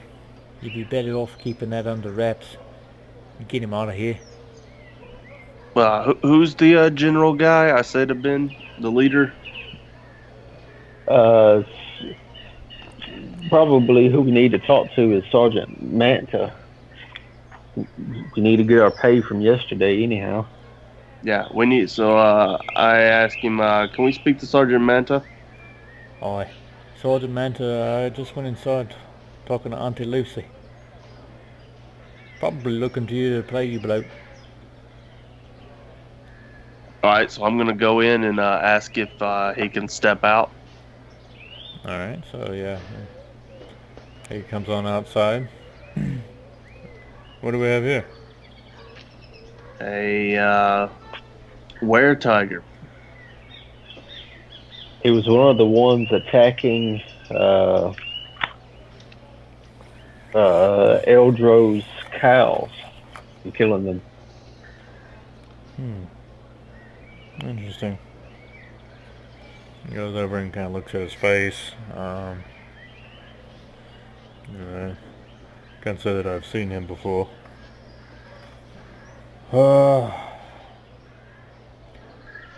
We can chain him up and keep a close eye on him and try to question him.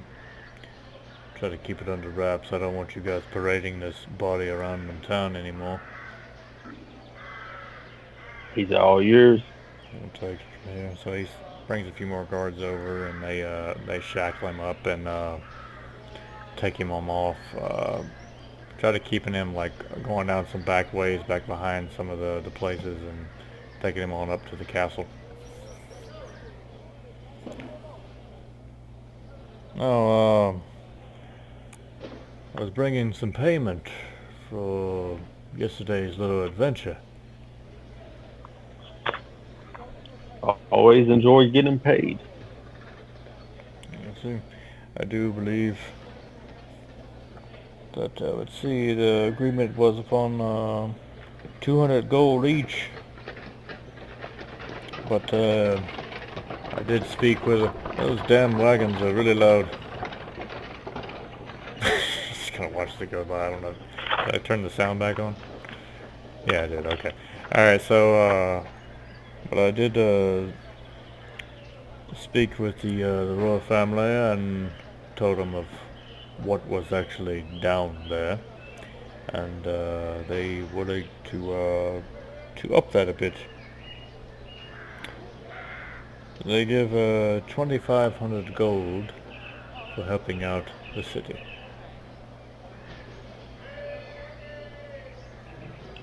A piece or total? Total.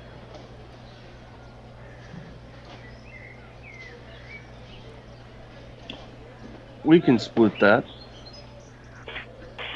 I'm gonna turn to Zokram and smile and say, "I thought the church provided everything you need." Well, this will go back to the church in one way or another. Good point. All right. Let's see. You guys. 12.50. I mean, you did most of the killing on the tigers, so Let's see, 12.50 a piece. As you guys are counting out coin, music is beginning to play. More people are starting to get a little lively in the town square. And then Manta says, "Sounds like the games are close to getting ready. You guys going to participate?" Why not? All right. Auntie Lucy slowly walks out of the inn, and you see she's looking up at all of you. Well, hurry up and get inside, dearies. Get all cleaned up and get some food in your bellies before it starts. all right, I'm gonna head back to the temple then. Okay. All right. So you're going to the temple. Ben, what are you doing? I'm gonna grab something quick to chew on, like some jerky or something, and probably an ale, and then I'm gonna head over to Bellner's. All right. Okay. All right. Zogram, what are you gonna do at the temple? Get cleaned up, and let's see. I got 22.75 in gold, I believe now. Is that right? We got- I'm hoping you're keeping track of it, but yeah, it does sound about right. That's Nathan, because we got 1,000 for helping at the farm, and then we just got 12.75 each, right? Yeah. Okay. All I'll right. probably give Okay, so you go into the temple. Some bells are playing off. Kind of like the start of the festival has begun, and you being kind of a local for the past few rotations at the temple know that this festival is a little bit differently celebrated than it is in Sinfall, because they see it as Melvo's return to grace rather than his defeat, which he did get defeated, but they knew that he was controlled by the god of deception, and they kind of mourned this whole time since he was basically left his people. So the bells kind of signify his return to grace.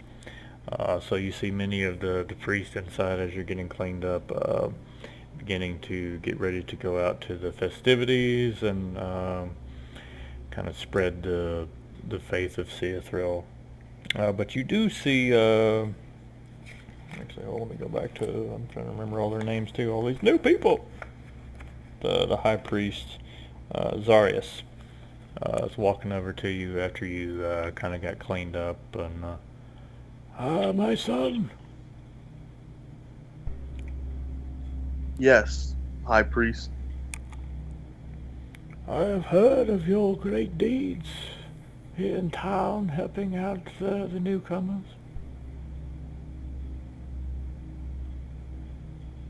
Yes, and I have brought coin back to the church, and I hand him 275 coin. He receives it and looks at it and hands it back to you.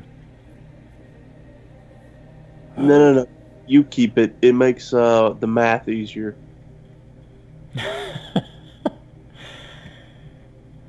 Thank you, my son. I just awoke from my nap, and I saw a vision of her high goddess. She told me of your good deeds.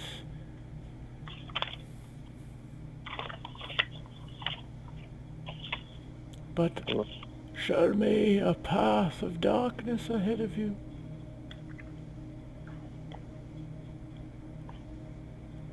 Well, you can't bring forth the light if you don't travel into the darkness. puts his hand on your shoulder. You've learned well. But I saw you traveling with the Fated Ones. Well, our goal is to eliminate them, so I can see how that works.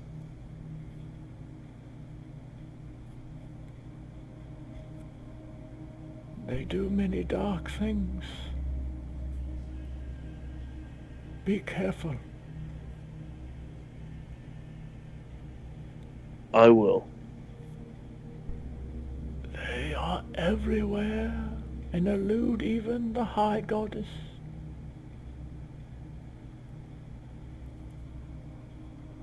I'm sure she will still protect us.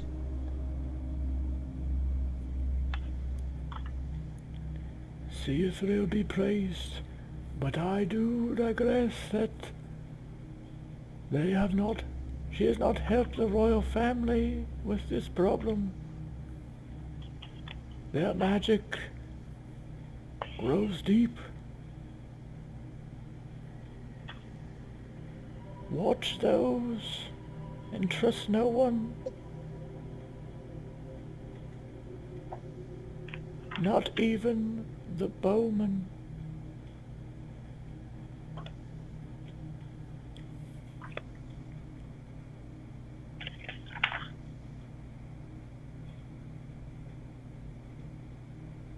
I understand.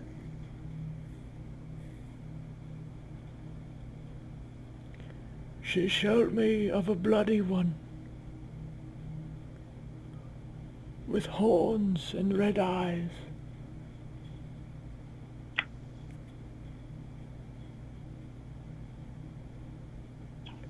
My vision showed you bending the knee to him. The Oathbreaker? Yes.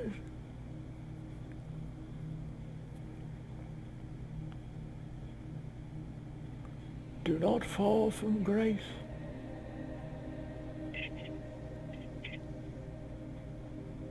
I will keep the faith.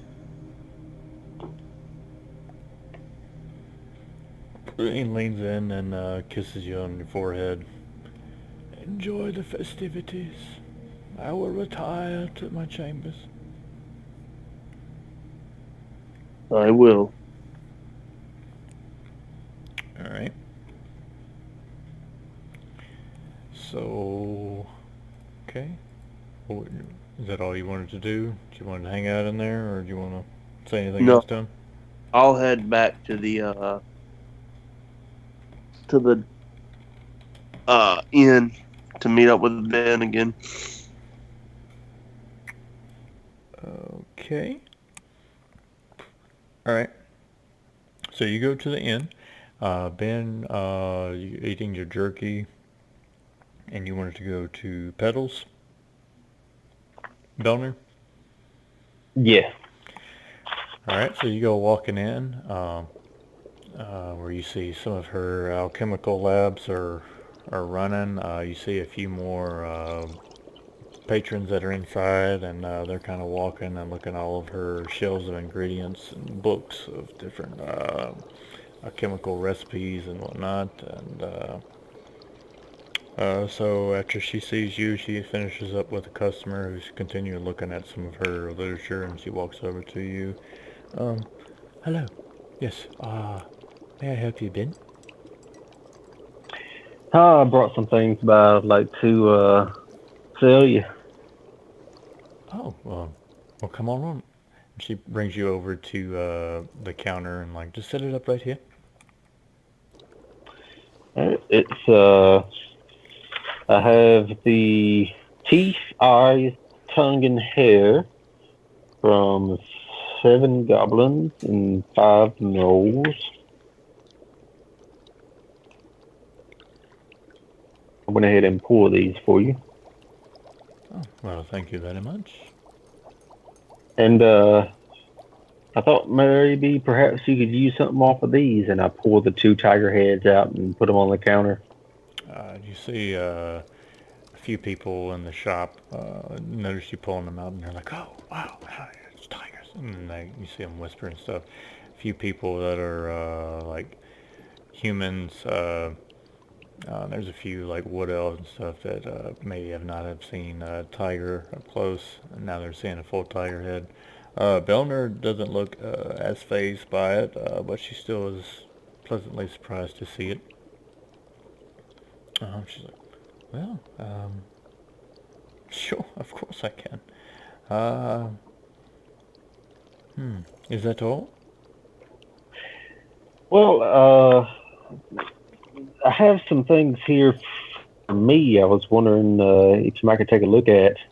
I have these 4 spider fangs here that I got yesterday out of the sewer.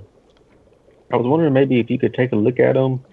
And I have a few arrow tips here. I was wondering if you could work up something to haste these arrows in poison. I could do that.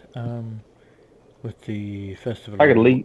Yes, of course. That's what I was going to suggest. Leave it with me, and due to the busy nature of tonight and the many patrons coming in, I will try to work up something and get it back to you hopefully tomorrow.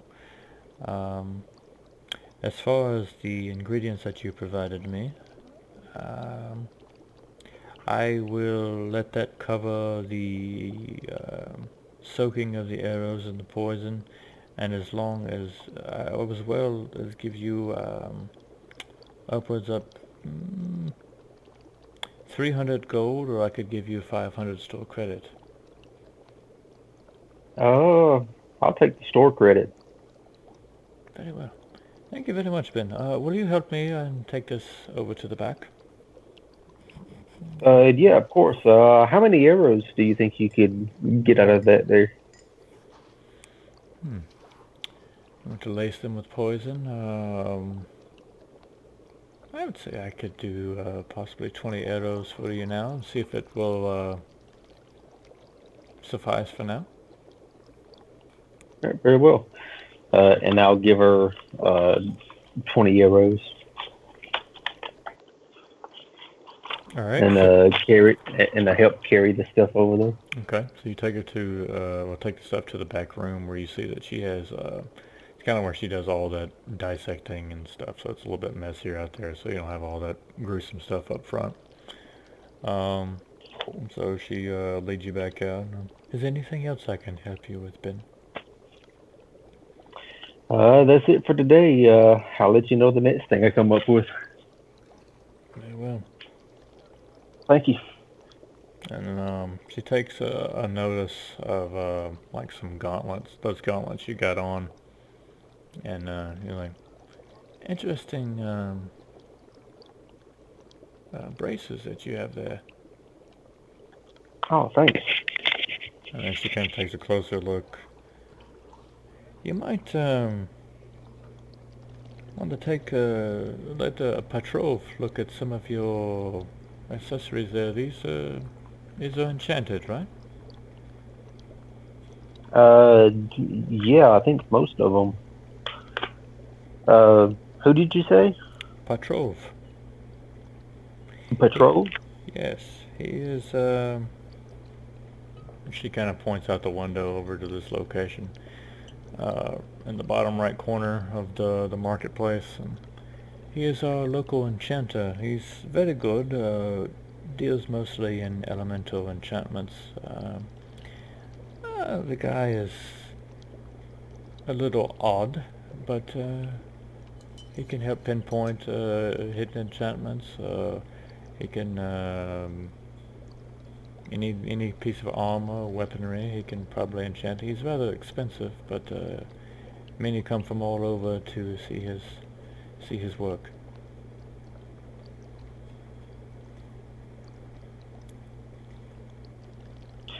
Very well. I'll stop in and see what he's got going on. Alrighty. Good day to you. And you see her walk over as another customer's calling her over.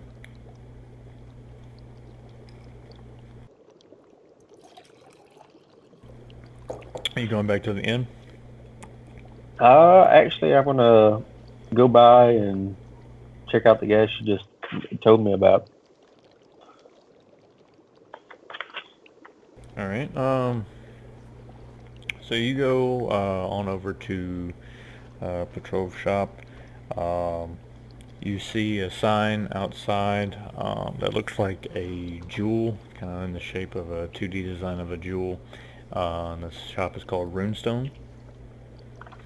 Uh, so you go inside, and there's a few people looking around. His shop is laid out of just armor and weapons, but all of them are very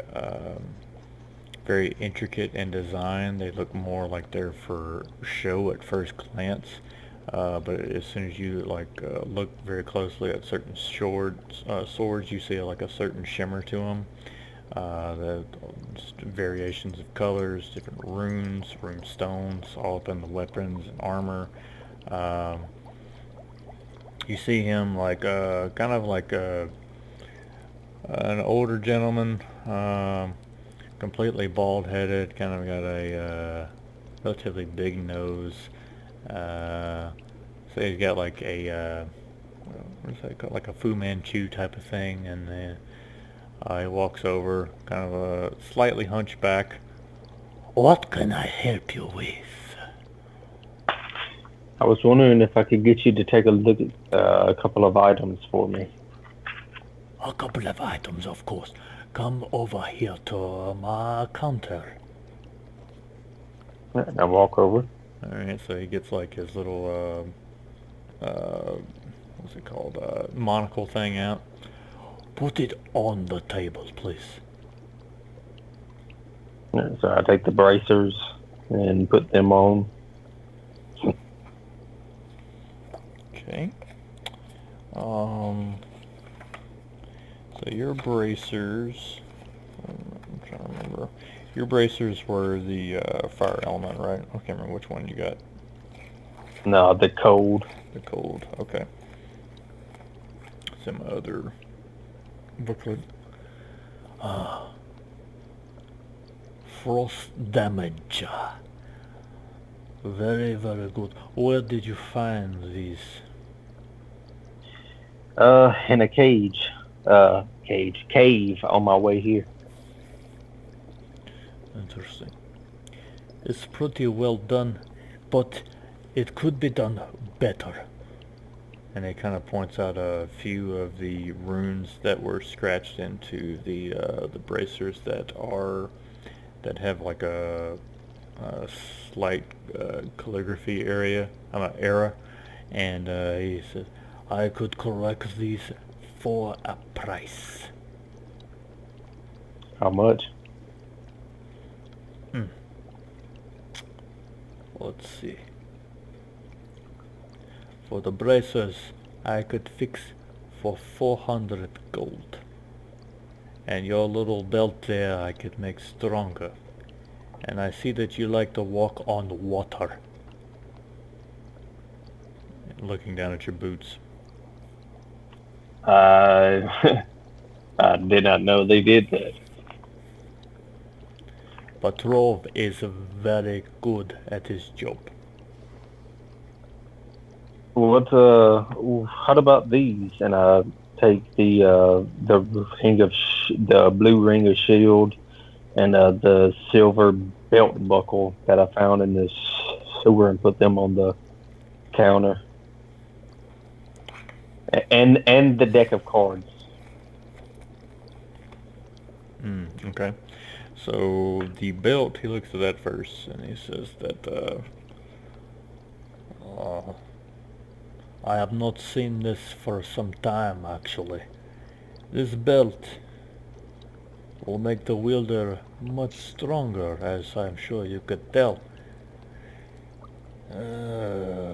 I actually was the one that made this and gave it to one of the cooks of Auntie Lucy. Has been missing for some time. He was trying to get stronger to impress some lass that walked around the city. But if you found it in the sewer, I suppose he was dead with the rest of whatever was down there. This Yeah. is about as good as it gets for this material. And then what else did you put up there? The blue ring of The shield. blue ring. Okay. This is a guardian shield. This is very high quality. What about the boots? The water walking boots. He points out that on the rune stones that are around the boots kind of signify that it'll give you the ability to walk on water. Cool. And these other two items. What were those? The bracers?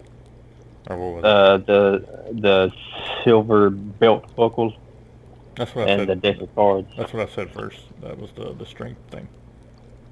Or was Oh, it I not? thought that was the belt.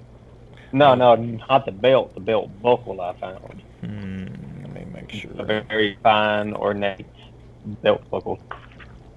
Oh no, the belt buckle. Yeah, it was just a belt buckle. Sorry, I thought that was yeah. So the belt is the strength thing, but the belt buckle it was just like something that you could sell for junk coin. Like Okay. Yeah, I wouldn't know that, but that's why I put it up there. So he takes the deck and he's like, let me see here, and he takes it and holds it there.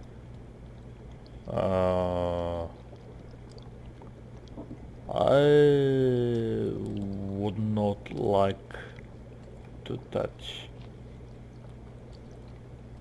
Why not? This could be very good or very bad. Depending on what. Your luck. This is the deck Ah. of many things. Be very careful with this deck. And your dick. That's what it sounded like, was it? Very careful with this deck. All right. I think that's all I have. This was made by some powerful enchanter. Has the ability to make you a king or make you cease to exist depending on your card. Noted.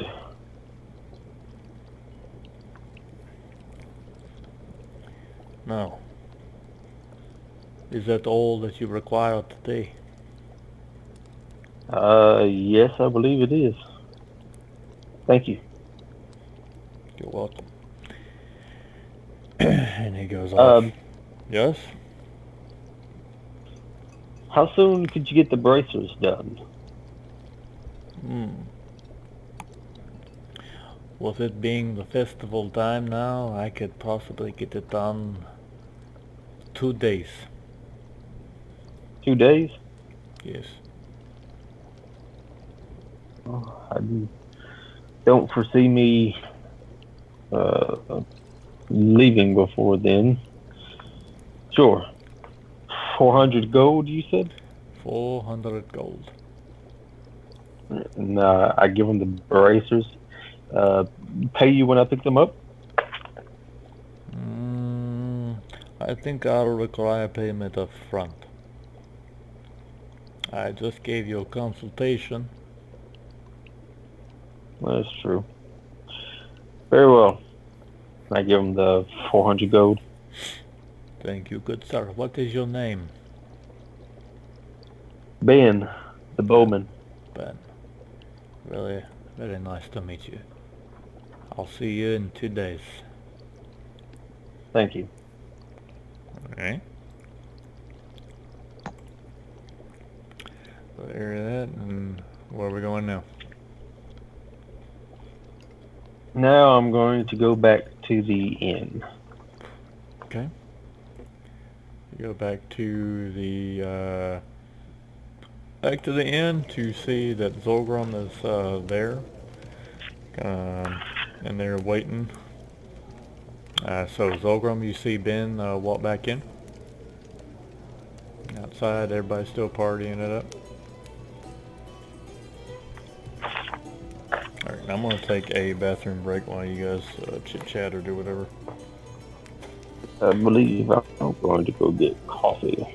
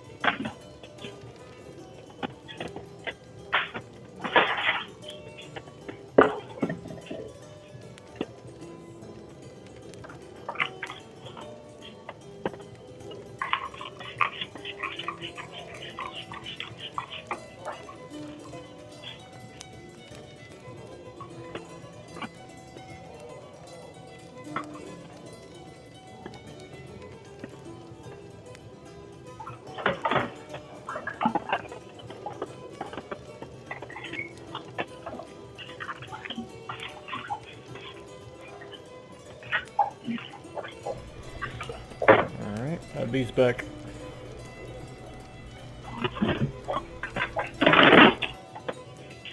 Yeah, I'm just getting some coffee, but I'm still on. Alright, Noah, you still here? Yeah, I'm here. Okay. Alright. What do you guys want to do?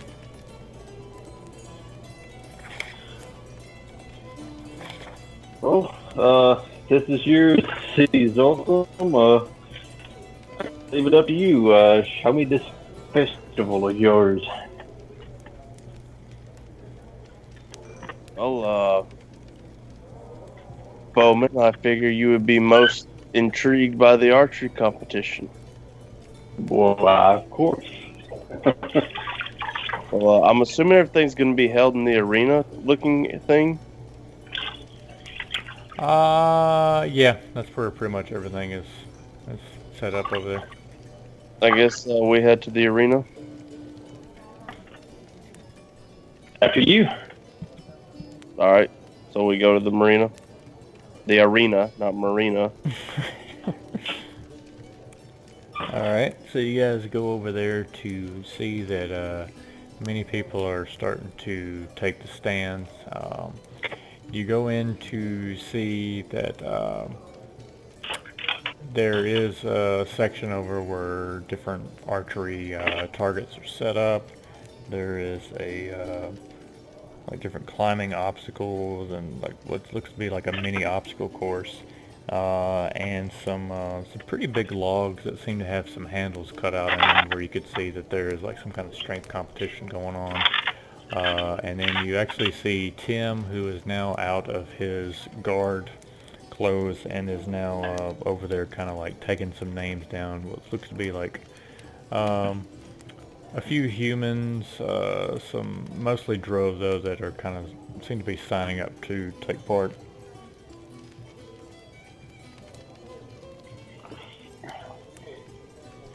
I think I'm gonna head over there.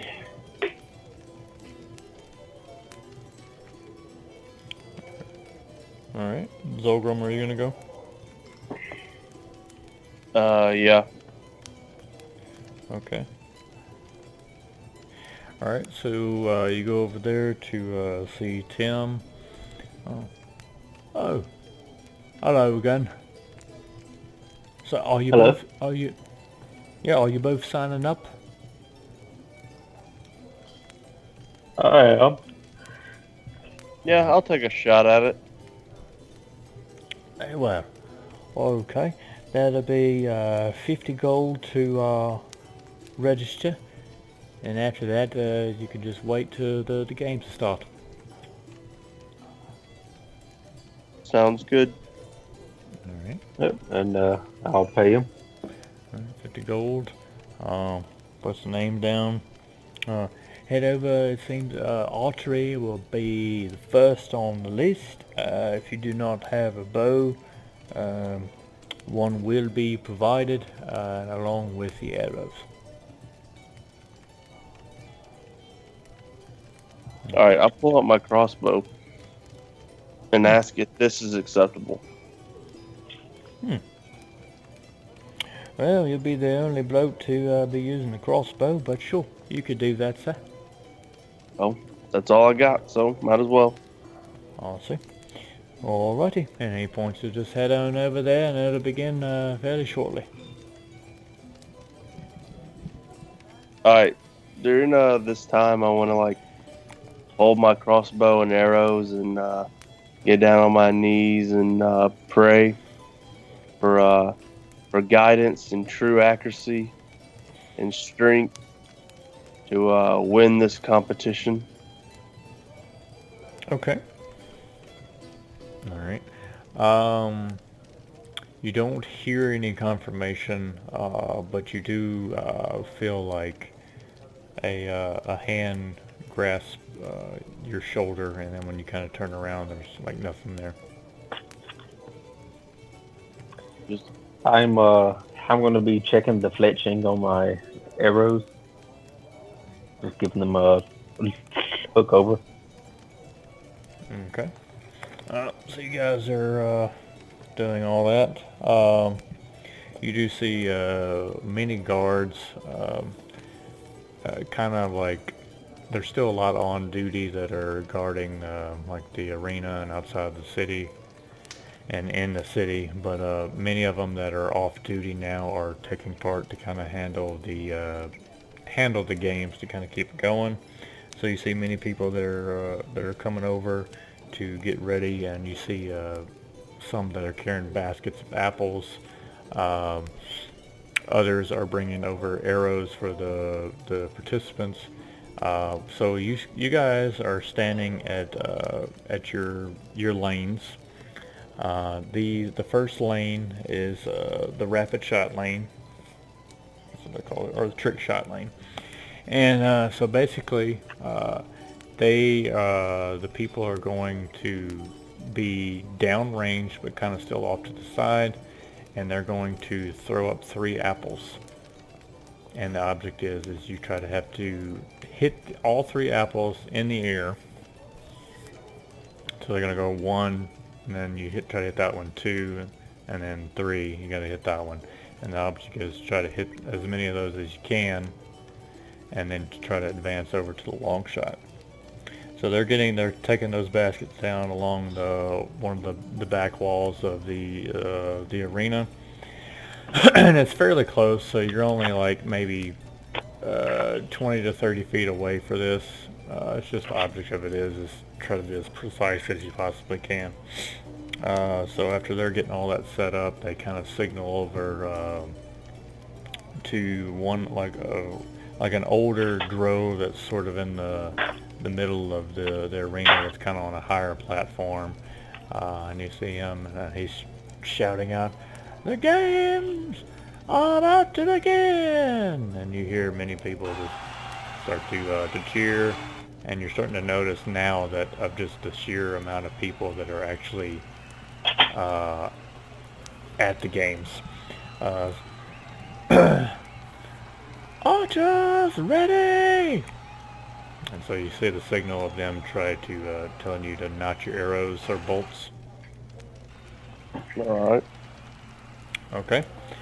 So the people downwind of you are getting ready for their first apple. Alright, so the way that's going to go, they have now tossed it. So do a reflex and then an attack.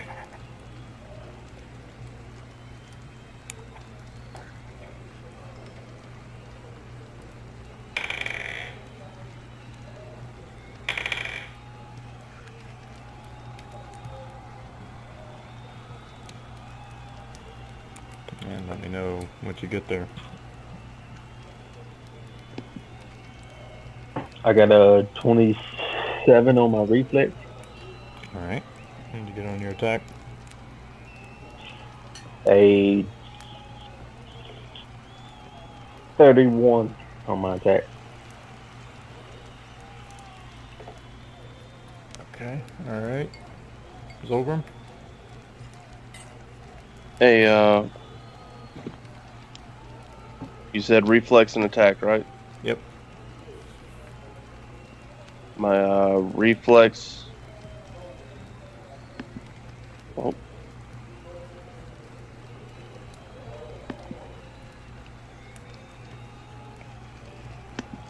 Reflex was a 21.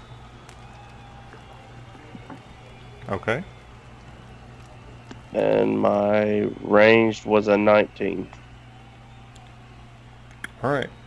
So, both apples go up for you guys, and both of you guys just nail it and sticks it to the wall. You see, most of the people actually missed their first apple, with the exception of a human and another drow. Alright, so everybody's starting to get a little louder with cheers, and then you see the guy downwind picks up the second apple, and second shot, everybody ready? And the guy's trying to amp up the crowd. Alright, do it again. A 31 on my reflex. And a 28 on my attack. Okay. Over. A 7 on my reflex and a nat 20 on my attack. Whoa. Alright, so that, Ben, you nailed the second one. The stick's almost right beside the second apple. Zolgrim, you were a little slow about nodding the arrow, and you thought it was just about to hit the ground, but then you catch it about 2 inches from hitting the ground. And the guy that threw the apple just kind of looks back at you like, what the crap? What? No one else hit the second apple. And for the last trick shot, you see the guy pick up 2 apples. Kind of look back at you. Archer's ready! Reflex and shot. Alright, question. Yes. Because I'm using a crossbow and I don't have multi-shot, I would have to roll extremely high for both of them to hit both of them, right? Mm-hmm. Okay. Double checking. Got a 26 on my reflex. And see, I'm gonna do a rapid shot. So that's a 29 and 26. Okay. Zolgrim? I got a 15 on reflex and a 13 on the shot. Okay. Ben, the first one goes up, you nail it, and quickly, as soon as that one gets shot, you're pulling out your other arrow, not at release. The first apple gets pinned to the wall. The second one skins the top of the apple, so it doesn't directly nail it, but it's enough to count. Zolgrim, you release the first bolt, and you're trying to reload the second one. Ben, do a spot check. after, because you probably shot faster than he did. Zolgrim, you're still just like aiming your arrow. So 17. With a 17, after you shot yours and kind of nicked that one, you look over and you see his bolt flying, and you almost see a hand flying and grasp the arrow mid-air, and it goes through the first apple and dives down and dives right into the second apple and pins both of them to the wall, and then the hand releases. So something just angels in the outfield his bolt.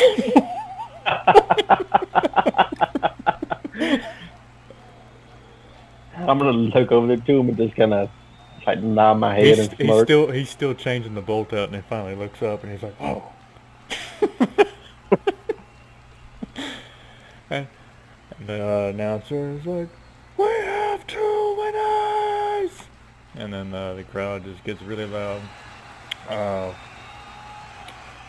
The second game will begin with the strength competition, and he points you guys over to the next area where the logs are being set up, and so the crowd's starting to die down a little bit, getting prepped. So you guys are actually no, the next spot is the long shot, not the strength yet. So you see it goes for the length of the arena, and this is probably, I would say, anywhere between 600 to 700 feet across, and there's just one target. And so the 2 winners of the trick shot will compete for the long shot. So you said it's how many feet now? 600 to 700 feet across. Oh, Give or good. take. My 80-foot crossbow is gonna do great. Just aim all the way up. How that works, like game mechanics wise, is like you have range increments. Like you can shoot up to 1,500 feet, but whatever the range for your weapon, like each like distance out to that next range increment is a -2. So like say if your range is 80 and you're shooting 100 and say 150 feet, then you'd be shooting at a -2 penalty. Okay, I'm shooting at a -8 penalty. Yeah, and like I would be shooting at a -2 because it's only one range increment out for me. Alright. So he tells both of y'all to line Wait. up. That's definitely wrong. I'm shooting at a -16. It'd be funny if you roll in that 20. Alright, here we go. Alright, he tells everybody to, tells you to notch your arrows. Fire! Alright, so roll, just roll your attack this time around.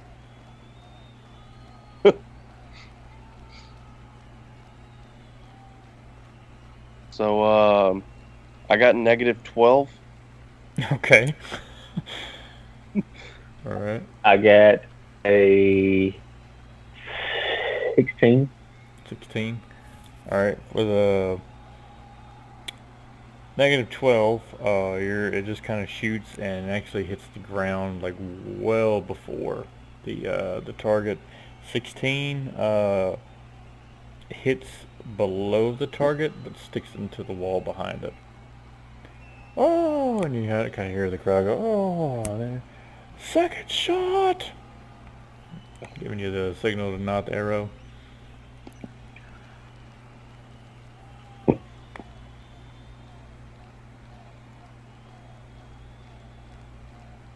Alright.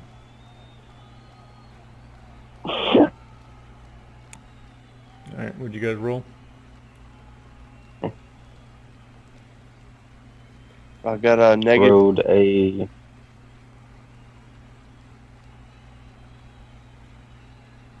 I got a 26. 6. What'd you get, Solgrim?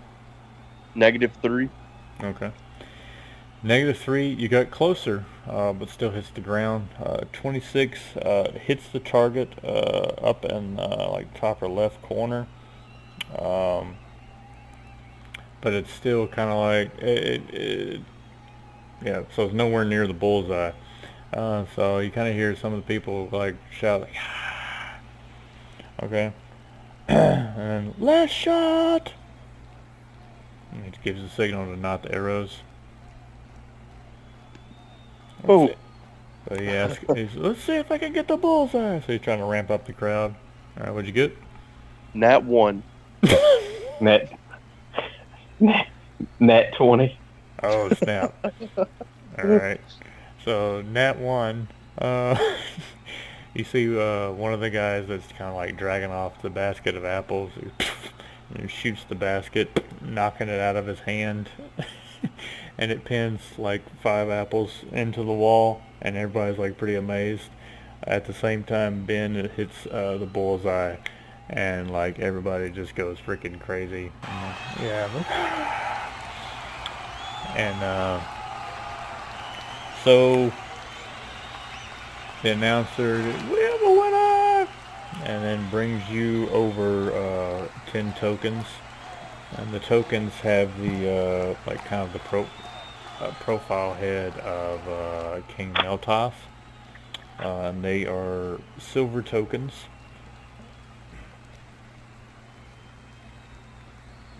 And then they point you over to the next location of the next event, which is the strength competition now.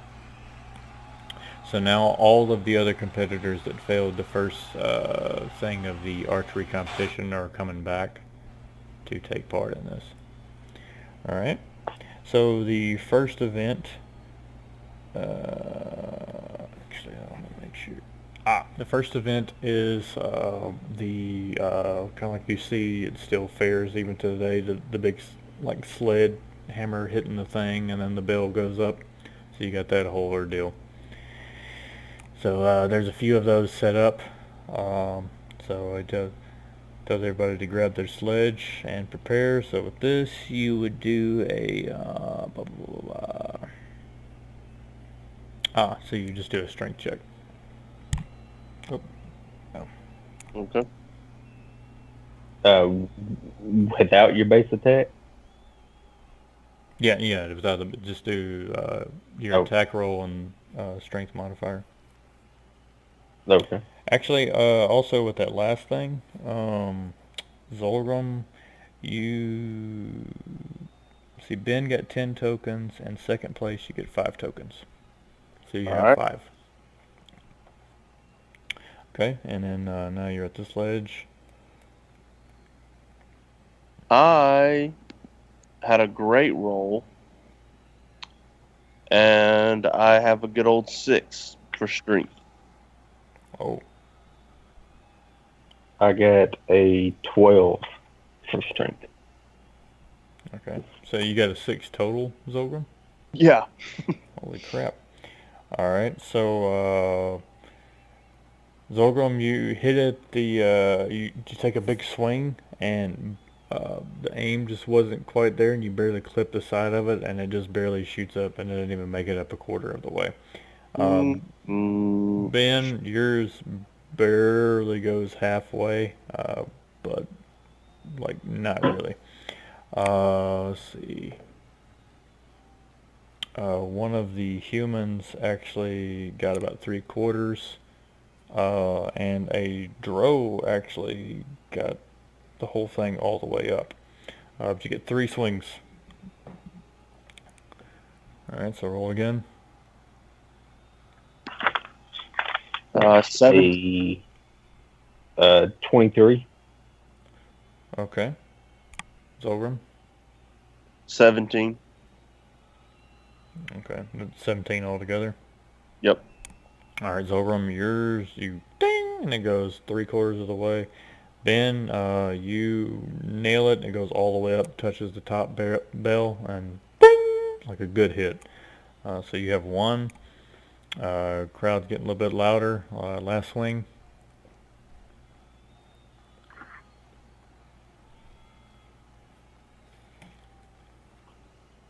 Say 13 for me.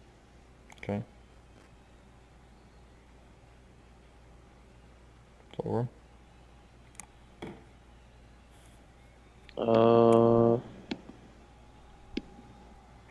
A 22 this time.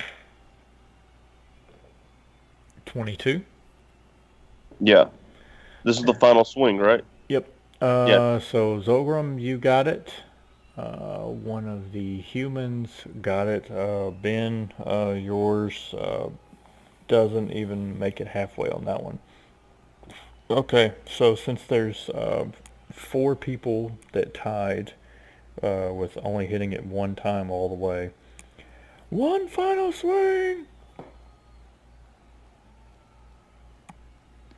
Say 15 for me. Okay. Yeah, I got a 14. All right. You two again. Rolling terrible. All right. So, with you guys both get it halfway, but with the one full swing and at least one other halfway mark, you guys advance to the next round, which would be the log press. So the log press is this pretty large log that has some handles cut out in it. And basically how this is going to work, this will be just another strength check. And so you get to roll your strength with the d20, and you'll continually roll it, but each time you roll it, you get a -1 because you're doing repetitions, and the point is to try to get as many like full reps as you can with hitting the DC. Cool. All right. Okay. All right. So roll the first one. Mine's a 7.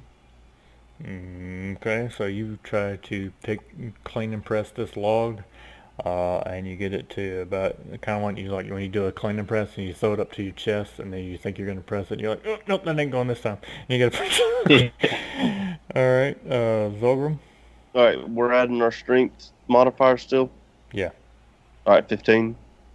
15. Okay, you got it up the first one, so that's 1 rep Zolgrim. All right, second roll. 3 fails means that you kind of like maxed out muscles, by the way. So you got 1 fail, Ben. Now it's minus And- 1 this time. -1 to, yeah, for both people, even if you fail. -1. 22. Okay, 22, 1 rep. All right, 19. 19, 2 reps Zolgrim.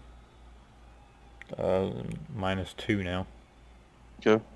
Oh God. That'd be a 6. Yep. And 15 for me. 15 is 2 reps. 1 fails Zolgrim, so -3. 15. Okay. 18 for me. All right, we got our own 3 reps. Okay, crowd's getting more intense. -4. 19. Nice. What'd you get, Zolgrim? 7. 7. Okay, so that's 2 fails, so that one didn't quite get up. So 4 Ben, 3 Zolgrim. All right, so -5 this time. 14. 10. 10. Okay, both fails. So Zolgrim, you try to lift this next time around, and it just won't even budge at all. After 3 fails, it's just kind of like that's it.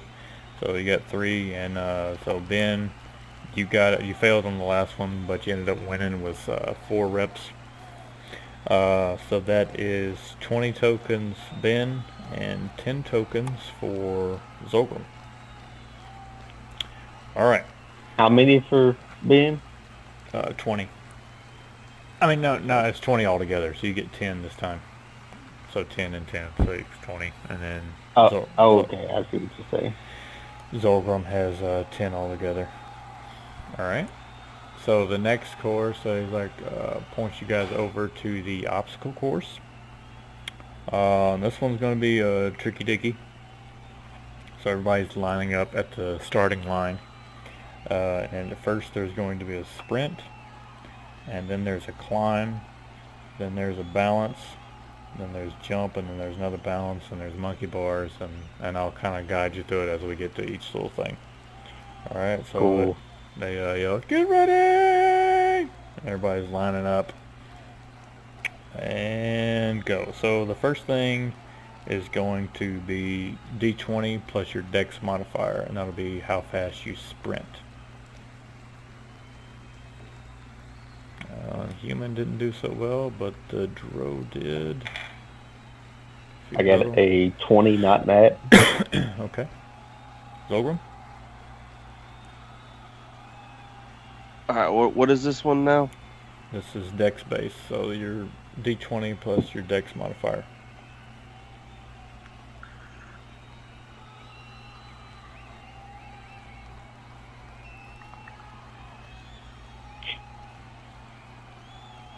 Okay.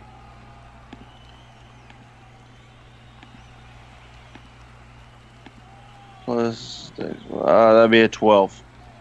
12. Okay. So Ben, you take off running. You're currently in the lead. There is a hay and elf that is pretty freaking close behind you. He's like nicking at your heels, and as you kind of turn around, amazingly, you see Zolgrim just hoofing it past like this human and another Drow, and he's just. You guys make it to. So you're a dwarf, ain't you? Yeah. Yeah. It's like dwarves are great sprinters, so Yeah, it's just funny, like me imagining a dwarf. very dangerous over short distance. Yeah, freaking Gimli. Okay, so you guys go up to the rope ladder, and now we're going to do climb checks. So I believe that's strength base. You can either do a strength. Actually, let's do a climb check. So I think it's just strength base anyway. Yeah, I got a 25 climb check. Okay. Is magic permitted? Nobody said otherwise. As I'm sprinting, I want to cast, which I should have done earlier, but I didn't think about it. Bull strength. Okay. So I gain +4 to my strength. Now is that to my strength total or my strength modifier? Your total. Okay. So it just adds 2 to the modifier. Right. All right, that would be a 17 on climb check. Okay. Let me see what these other guys. All right. Let me make sure that I didn't need anything for that spell. Oh yeah, never mind. There was no way I was casting that. Well, you need to do it.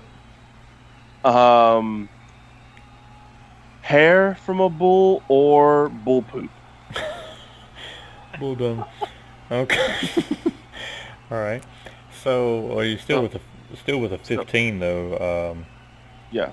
You do manage to pass the Hand Elf, and you start climbing past him. Ben's still got a pretty good lead on you from being faster on the sprint and the climb. So Ben, you climb up at the top first, where there is a big balance beam that's going across to another. It's going out to a certain distance, but there is a safety net that's well underneath. So do a balance check. Eventually, Zolgrim, you get up there, and then add another platform and do the same. Got a 29 balance. All right. Now what is balance? Balance is Eh. what is it? Dex base. Yeah. All right. One of the Hand Elves was actually two of them fell off. They landed on the net, So there's just another human up there with you guys that's got on like a 10. different beam. What'd you get? A 10. A 10. Alright, so you had a few stumbles, but you're still up there like slightly balancing. But Ben, you got over there, you almost like you just sped walk across the thing. So Ben's got a pretty significant lead. So you get to the end of the beam, and then there's a jump to another beam. Alright. So Zolgrim the same. You eventually make it to that, and you have to do a jump check, then another balance check. Jump is 23. Okay. My jump is Balance. 16. Okay. And my balance is 30. Okay. My balance is 10. Okay. Ben, jump across, still going. Zolgrim, you jump across. You hit the platform, the beam, with your right foot, and you see it immediately kind of give out on you, and you're about to fall, but you feel a hand on your chest push you back up and actually almost float you across. But your feet are still moving, but float you across to the other side, and you're almost about the same level as Ben now, and the crowd like starts going really crazy, like but you could tell that was some God intervention there. The next thing is you go to the end of that beam, and there is a rope that kind of you swing down on, and it leads into some overhead monkey bars. So do a strength and dexterity check for that. What if I have a used rope? Oh yeah, you can do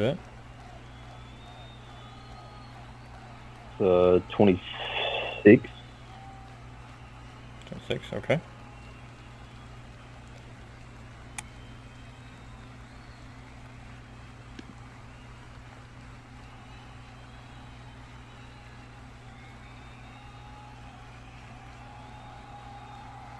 Zolgrim?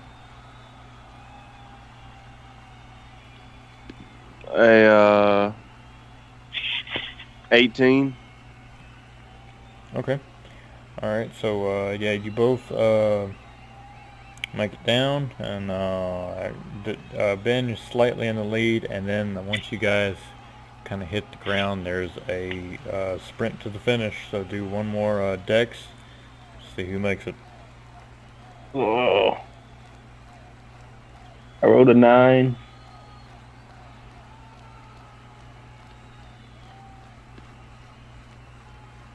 Is it just the roll, or are we adding anything to it? Just a roll. Oh, I got a 6. Well, I mean your dexterity. Oh, okay, 7. Okay. So you guys are hoofing it to the finish, just sprinting, and you got like you hear Zolgrim like gaining up on you, and you manage to go past the finish line as he is like about, I don't know, like barely a foot behind you. Like he almost caught up to you. Yeah, that last roll, I was like, I just knew it was gonna be like a 15 or something he rolled. Yeah. All right, and everybody is going insane. What up? Ben! And then everybody's just cheering. So you have your 30 tokens, and Zolgrim, you actually got 15. So everybody is, yeah, doing all that whole thing. Okay, I'm going to turn that off. It's getting on my nerves. Alright. So they had a whole ceremony where they giving you the silver tokens. People are cheering your name, Ben, Ben, Ben, and then they give second place Zolgrim. Everybody's cheering for you. There is a Hayan elf that came in third. And after that, that's when they allow some of the other, citizens to kind of come down, and they kind of take part in the games for just a little bit, and then everybody goes out into the square to kind of talk to some of the other vendors and some of the smaller games there. But after everything kind of settles down just a bit, a lot of the it's not playing. Okay, some more like music begins to play. Everybody's kind of dispersing on out. Tim comes over and to congratulate both of you. Why, that was a very good performance from you both, actually.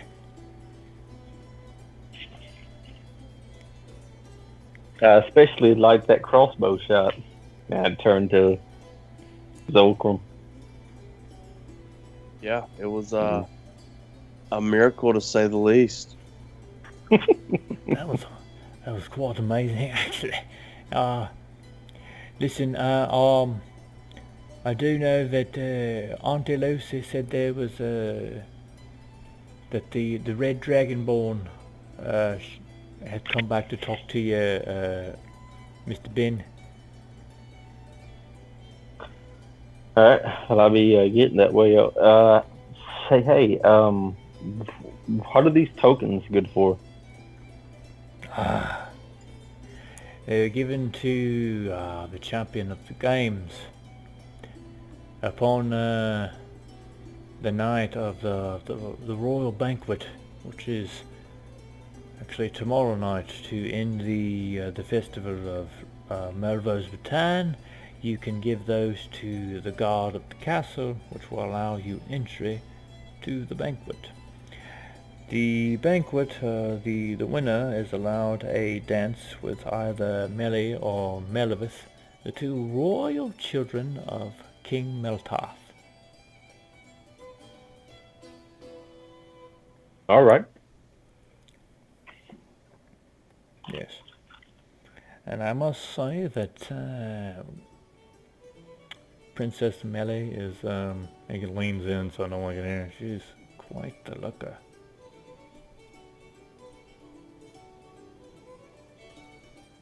Princess Melly. Mm-hmm.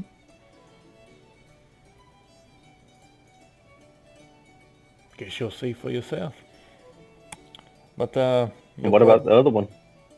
Melvitz is I don't know if you're into that sort of thing. I guess you can. Melvitz is the prince. Ah. But I would recommend you go see the tailor before you go to the banquet. They would possibly look down upon you if you walk in with your kind of garments. No offense. None taken. I said. How many tokens do you need to get in? Oh, the second place, you can get in as well, but the dance goes always to the first place. Oh, okay. I'm just making sure. Otherwise, I just have a bunch of silver tokens that mean nothing. It should be rather well. The food's always great. They have good wine, good vintage wine there. I think you'll enjoy it.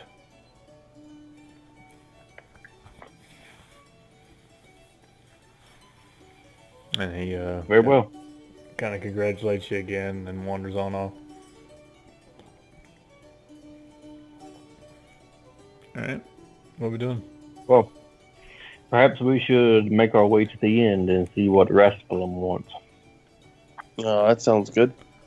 You're noticing on your way back in that some clouds are starting to loom in, like there's a pretty big storm coming. Starting to have flashbacks of that night on the boat some time ago that led you all on an island. It seems like it's got a pretty big storm, like some wind is starting to pick up, and you're starting to get a few sprinkles of rain before you guys make it back to the inn. So a lot of people are noticing that. The music dies off. Many people start heading over to the inn. Well, they got a good fire going. There's a few people that are inside now, and as more and more people are coming in, you are not seeing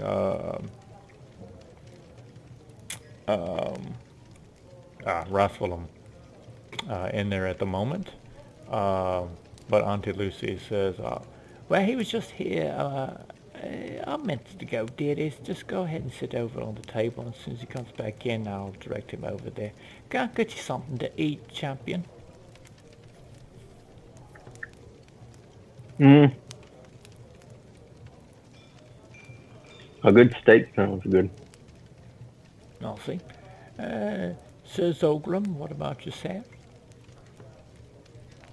I like my good old steak and potatoes again. Very well.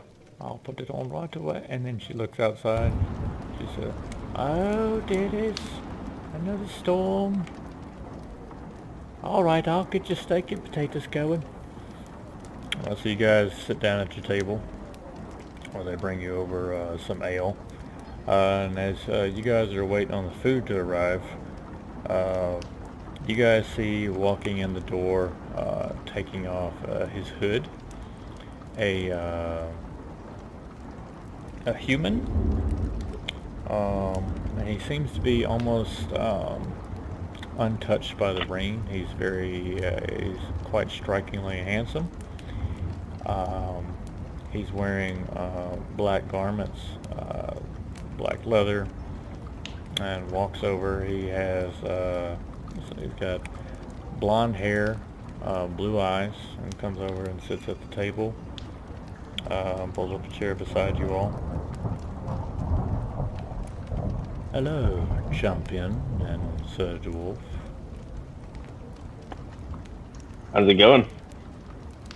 I've come over to congratulate you all on the games. That was quite impressive. Thank you.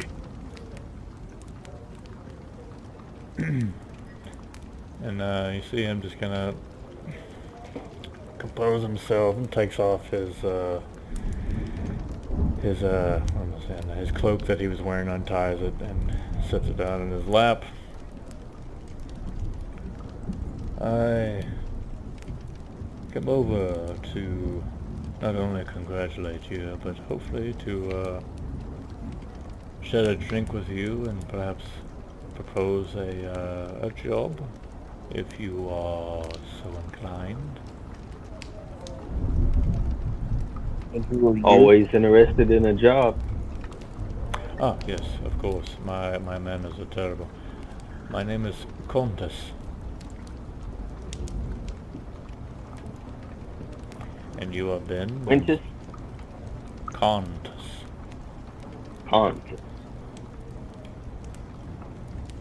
You have Sir Ben of Shalvo and Zogram of the Temple of Siathrel. Am I correct in this? Yeah. Very well. Now, shall we talk business?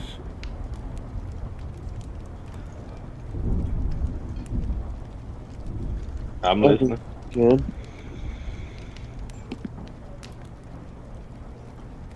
I do know that the champion of the games is allowed visitation in the castle. I need you to do me a favor. Am I doing favors or am I doing a job?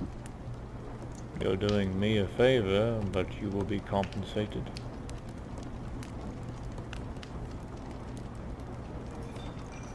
What's the job?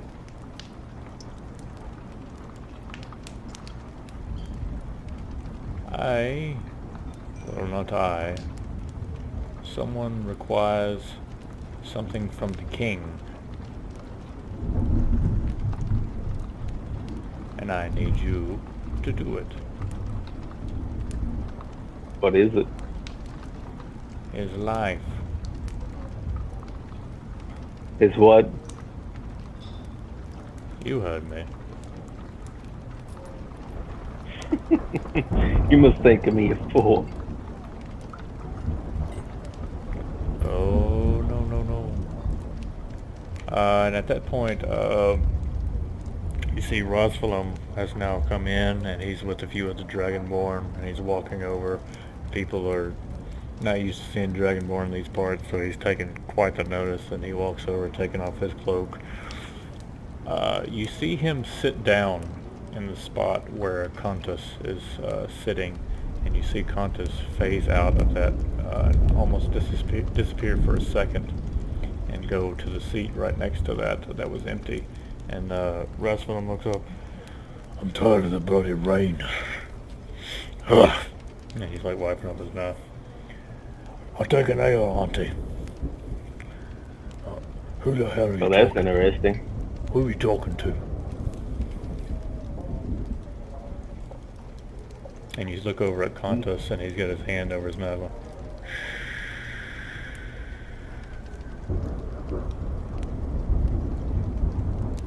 I've had too much to drink. And I gesture over to Lucy for another one. Hey, ya, did he? Oh, you got yourself all a little wet there, Mr. Dragonborn. And he's like, hey, she's kind of like trying to reach up to pinch his cheek, but she can't quite reach it. And he's like, oh, okay, all right. And he takes it. Where I am wanna- Oh, sorry, Sir Dwarf. What is it? I want to cast detect magic. Oh boy. You're getting it all over the place. But can I tell if it's a spell or if it's just magic in general? You could tell that it is a very high level spell. But you can distinguish that it's not an invisibility spell. Okay. We made our way, while you were out in the sewers, out to the Fallen Star site. Unfortunately, there was no sign of the Red Wolf there. The men were a bit let down at that, but there was definitely a Fallen Star. Left quite the crater, on past the Thalo Forest. We saw signs of some lycanthro there, but they still seem to be very primitive and unwilling to talk. Yes, we've had our own hiking experience here. We did come across a cabin where there was an old man and some other boy with him, or man. Didn't talk too much, but the old man's name was Horus. Was Oris? Yes. He was quite a... Where was this cabin? It was about a day and a half's ride out in Thalo Forest. Very nice old man. Mostly self-sufficient. Can you describe in detail how to get there? Just head east through Thalo Forest, and eventually you'll come upon some dirt roads that will lead to the north. Go through there before you get out of the forest, and you'll find his cabin. He's got a Very well. small little farm there and a few cattle. He's pretty hard to miss. He helped to give us shelter for the night that we were out there. Claims that he hasn't seen any Red Wolf, so this whole trip was probably for naught.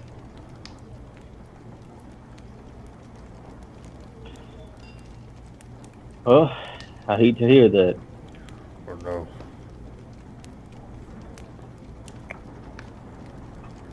Well, I'm pretty tired after the championship today. I think I'll be making it to my room. You see Contus lean over and put his hand on Rosvalum's shoulder, and he goes, "You look ever so tired." I'm feeling a little tired, and I think I'm going to retire myself, now that I think about it. I'll see you in the morning before we head off. See you in the morning. Good night, Sir Dwarf. Night. And he goes on off. Now, may we get back down to business? Can I cast Detect Evil? When you slightly move your fingers to cast it, he looks at you directly in your eye, and it depends on what your definition of evil is. What about chaotic? We simply are doing jobs, getting rid of people that perhaps need to be gone.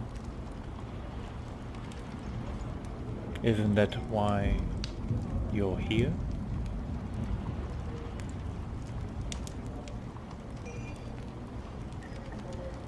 In a sense, yes. But what you're asking is a bit to the extreme. Perhaps.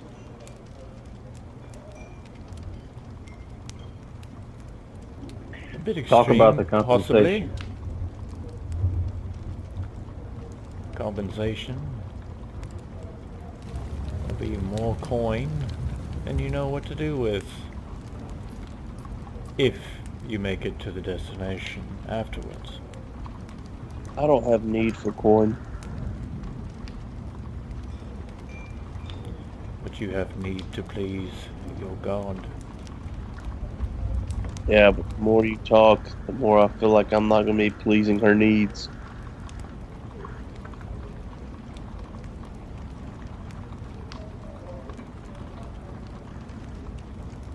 What say you, Bowman?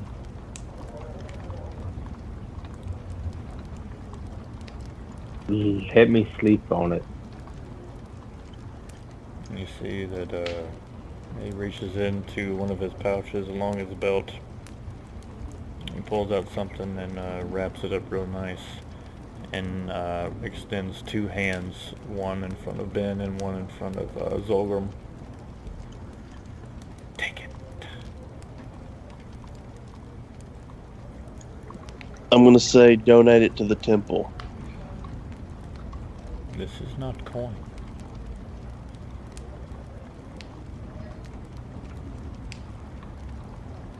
What is it? Extend your hand, and you will see.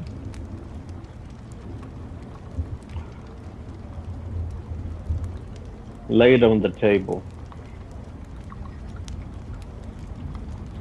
So he puts both hands down, palms down, and then opens his fist. And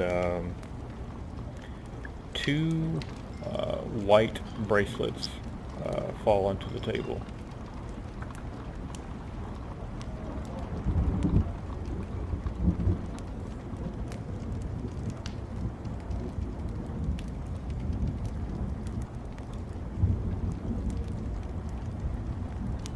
Do you accept?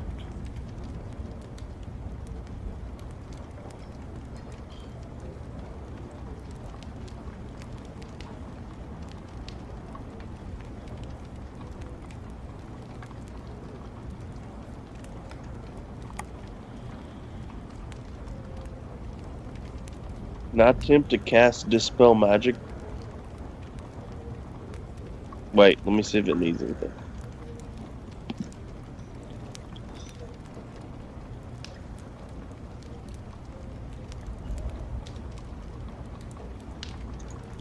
No, it doesn't need anything. Dispel magic? Yeah. Alright.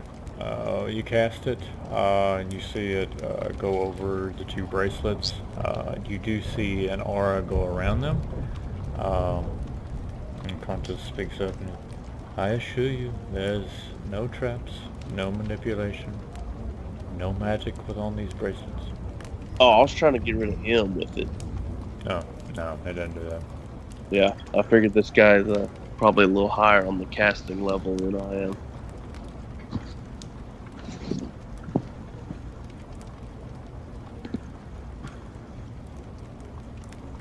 Alright. What we doing?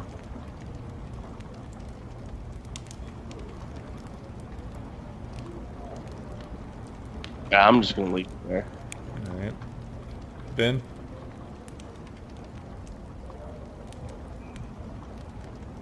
Something going on with Nate's mic, I guess? I guess it is.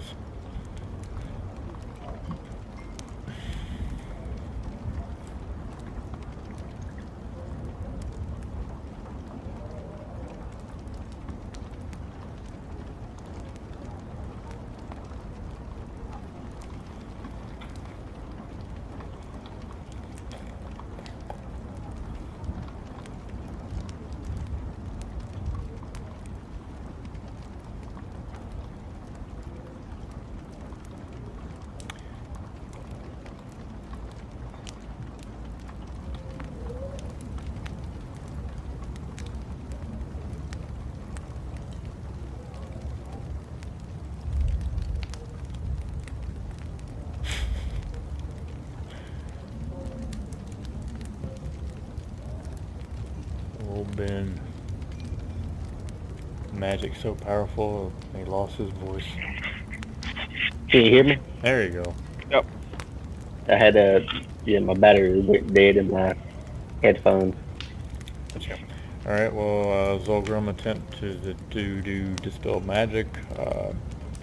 An aura popped up around the bracelets, but nothing happened, and they attempted to dispel Contus to no avail.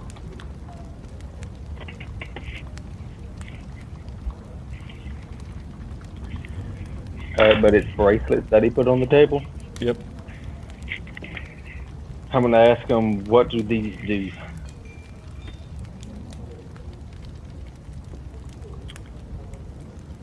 Nothing. Sense motive. Alright.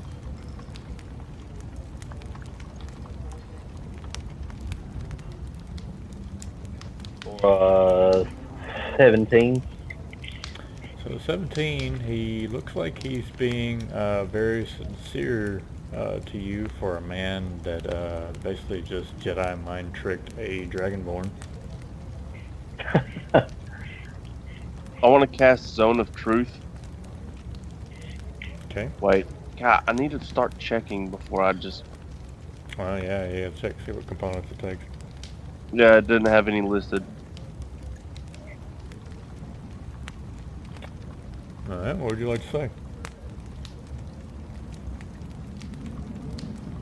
I'll ask him again. What do they do?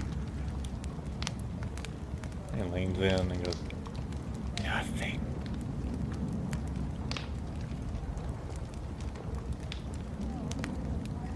And just who are you again? Contus. Are you another god? No. I'm just gonna turn and look at him like, the fuck?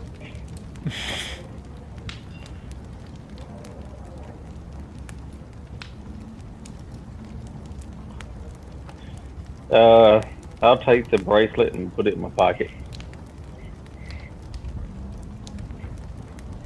Okay. Yeah, I still don't trust it. I'm not taking it.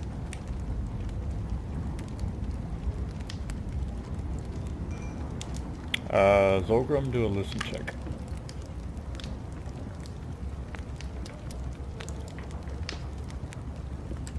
A 12. Alright, with a 12, very, very faintly, you hear a female voice say, turn back, turn back.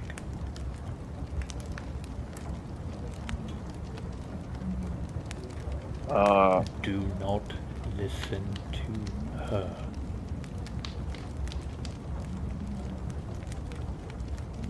Well, I wish you gentlemen a good night. I am going back If to the you temple. step away from this table, your high priest will die tonight.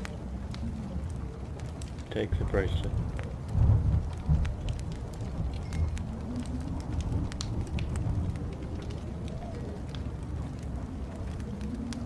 Well, he can't lie to me, so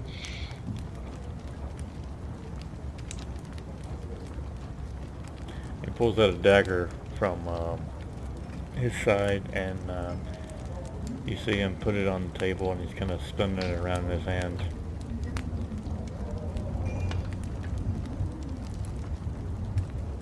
Do you see this? yeah, it's a dagger. It's been many places. Yeah, I bet it's killed many a people. I've heard this story before. Get on with it. I will lend it to you. Or whoever is going to take the life of the king. You see, this one here has killed king before.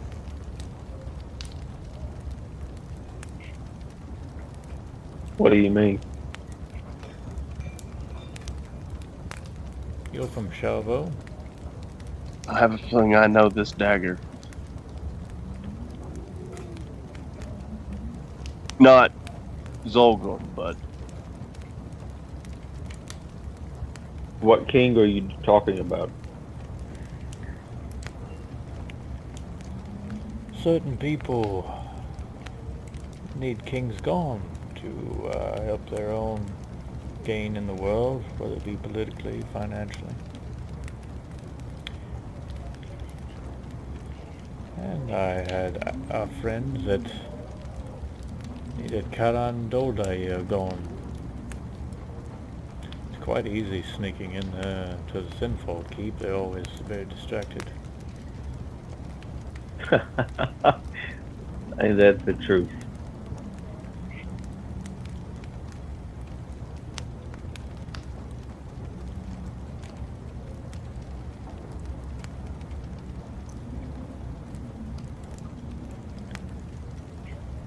You will kill the king at the banquet. Dwarf, you will help him in whatever he needs to be done. Do we have a deal? I'm not helping you kill anyone.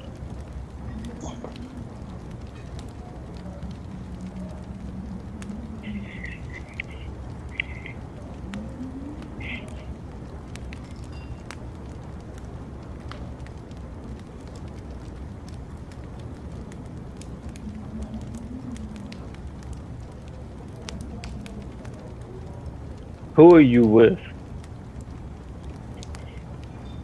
Who do you think I'm with? You tell me. Ah, yes. Afraid to say it aloud. Yes, them.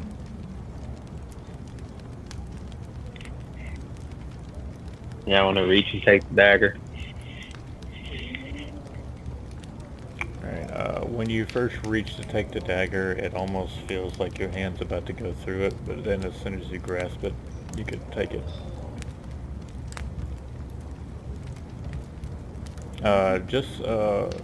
Amazingly enough, there's a guy that's close by, and he goes, "Well, how did you do that? It just appeared out of nowhere." There's some guy at the table next to you. Sleight of hand. What? Just blew his mind. What can't you do? You win the games, you kill the monsters in the sewers, you kill the titans. He's just saying all this as he's wandering off.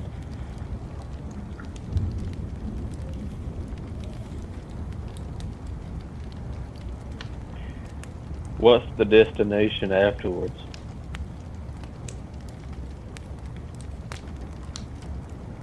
To the land where the gods have forgotten. Ukris. The Floating Isles.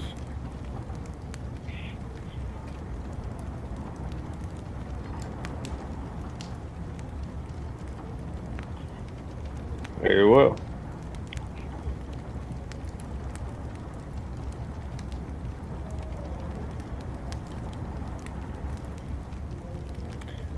He gives you a nod and then looks back at Zolgrim. Your priest lives for now.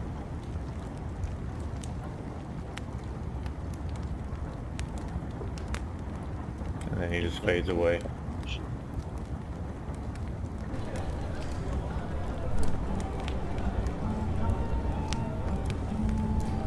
Alright, what are we doing? I'm gonna finish eating. You can't seriously be considering to kill the priest or kill the king, do you? No, of course not. I kind of smirk at him. We're in the zone of truth still. Oh, that's right. You can refrain sorry, from what? asking the question. What was the question? You can't seriously be considering killing the king, can you? I just smirk at him.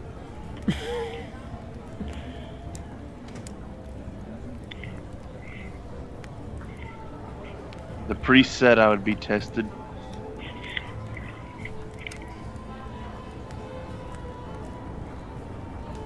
Well, What about you? I have a feeling that's not in the goddess's wishes.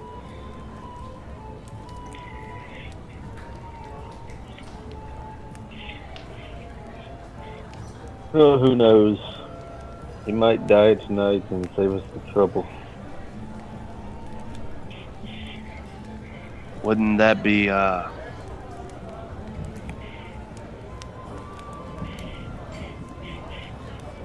wouldn't that just be, something quite, really don't know how to answer that. Zolgrim's got too wasted. I believe it's time I retire to the temple and check on the priest. Maybe you should. Yeah, so I'm gonna head to the temple to check on the, high priest. Alright, you kind of walk out out of there, and you go heading to the temple, and you are knowing that it is past the midnight hour. It's pretty late after the festivals and the drinks and stuff, and you're going back into the temple where there are many of the worshippers and other clerics that are going into Zarius's. They're standing outside Zarius' chambers. Okay. So one of them comes over to you and Zolgrim, where have you been? I've been, participating in the festival. Yes, we know, but after that, Zarius is wanting to speak with you. He's very ill. I go to him. Alright, so you kind of push past some of the people standing in the door, and you do see Zarius there in his bed, very old, very frail. There's a few other clerics are casting spells around him, but he leans up to speak with you. And he tells the other ones, "Leave us." And they slowly walk out of the room. What is it you needed to speak about?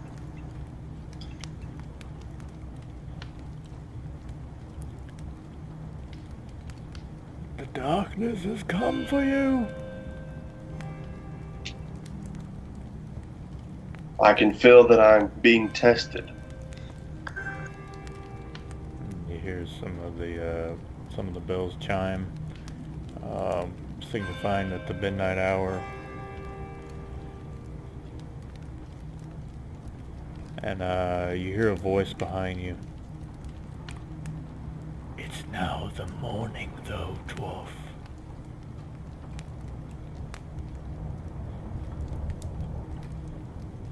Something was here. I know. It was the Fade.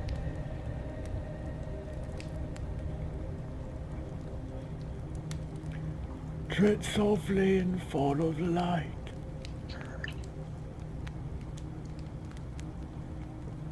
I shall.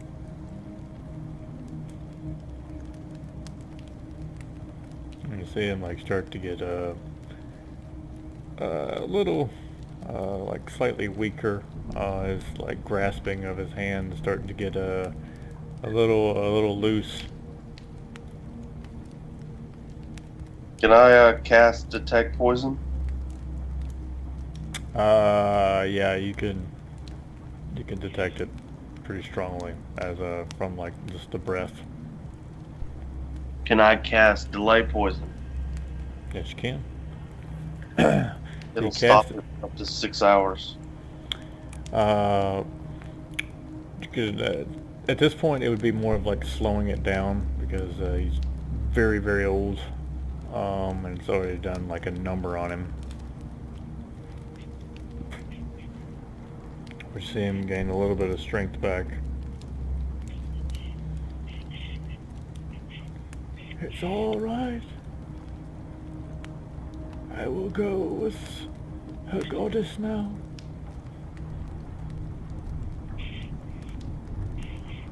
They seek to turn you.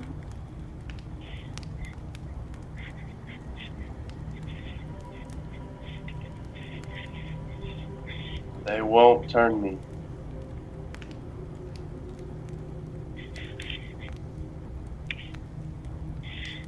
There is a way. Find the one. The wolf one. The Red Wolf.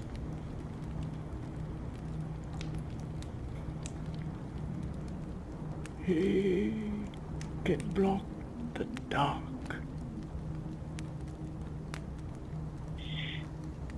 The one from the plane we traveled to. And you see him like look over to the opposite side of the bed. She says that is Vesha now. The red one resides elsewhere.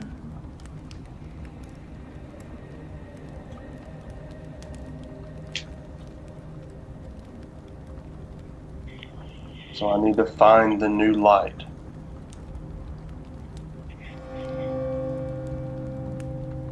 And it then passes. I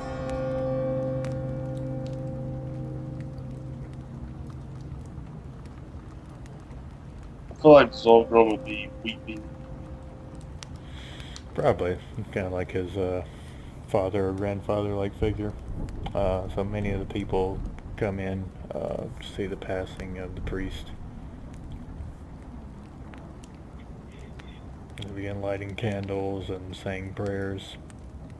But after his passing, you can feel a very warm, loving touch on the back of your shoulder again. And you could kind of get the sense that it's Theothrill.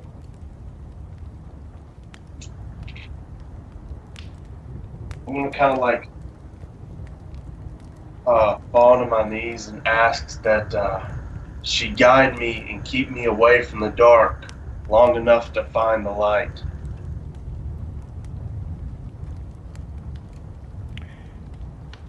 And when you do that, you say your prayer. You're closing your eyes, saying the prayer, and you get done with it and open them, and you no longer see the room around you. You see a very dark forest with someone off in the distance running away from you, and there seems to be a dim illuminating light coming off of them, like a candle that's about to die off.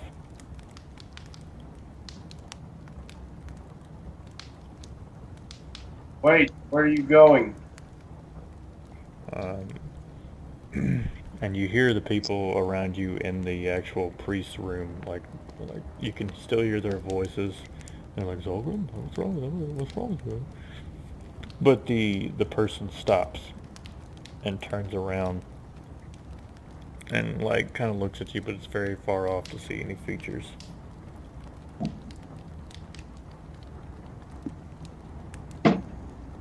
Why are you running away? Do a listen check. 18. So at 18, they begin to speak, but it sounds like it's like the voices, like when you're in a swimming pool and you're hearing like somebody try to talk, it's like, it's very, very distorted even with an 18.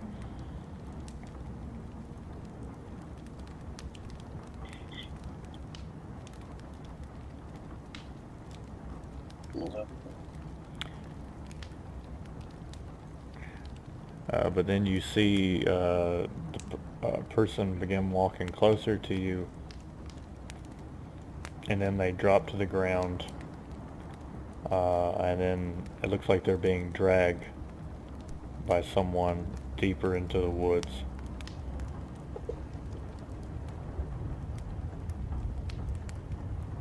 And who are you? This person doesn't acknowledge you, but do another listen check.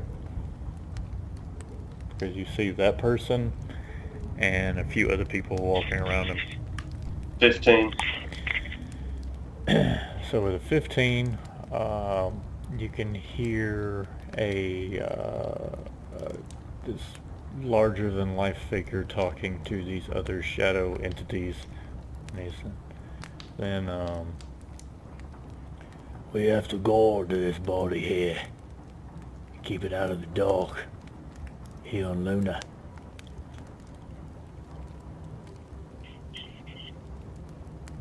And they kind of go off into the darkness, and then the vision stops, and then you're back, and everybody's like, "Are you all right?" Yes, I had a vision. And so they begin asking you questions. What did you see? What happened? Was it Zardius? I'm not sure. I have a lot to think about. To understand what I saw, I need time to reflect. All right. So they kind of help you to your chambers. Anything else you want to do when you get there? Besides sleep and study those spell books. Alright. Okay. Ben, what did you do during that time? Like, I know, did you just, like, pick up and leave? I went upstairs and went to sleep. Alright. I do know that one bracelet was picked up and put in your pocket. What about the other one that was left on the table? I left it. I probably would have got it and put it in my pocket too. Alright. Okay. Alright. So you go upstairs and going off to sleep, and I think that's where we will finish the night. A very, very long session. That was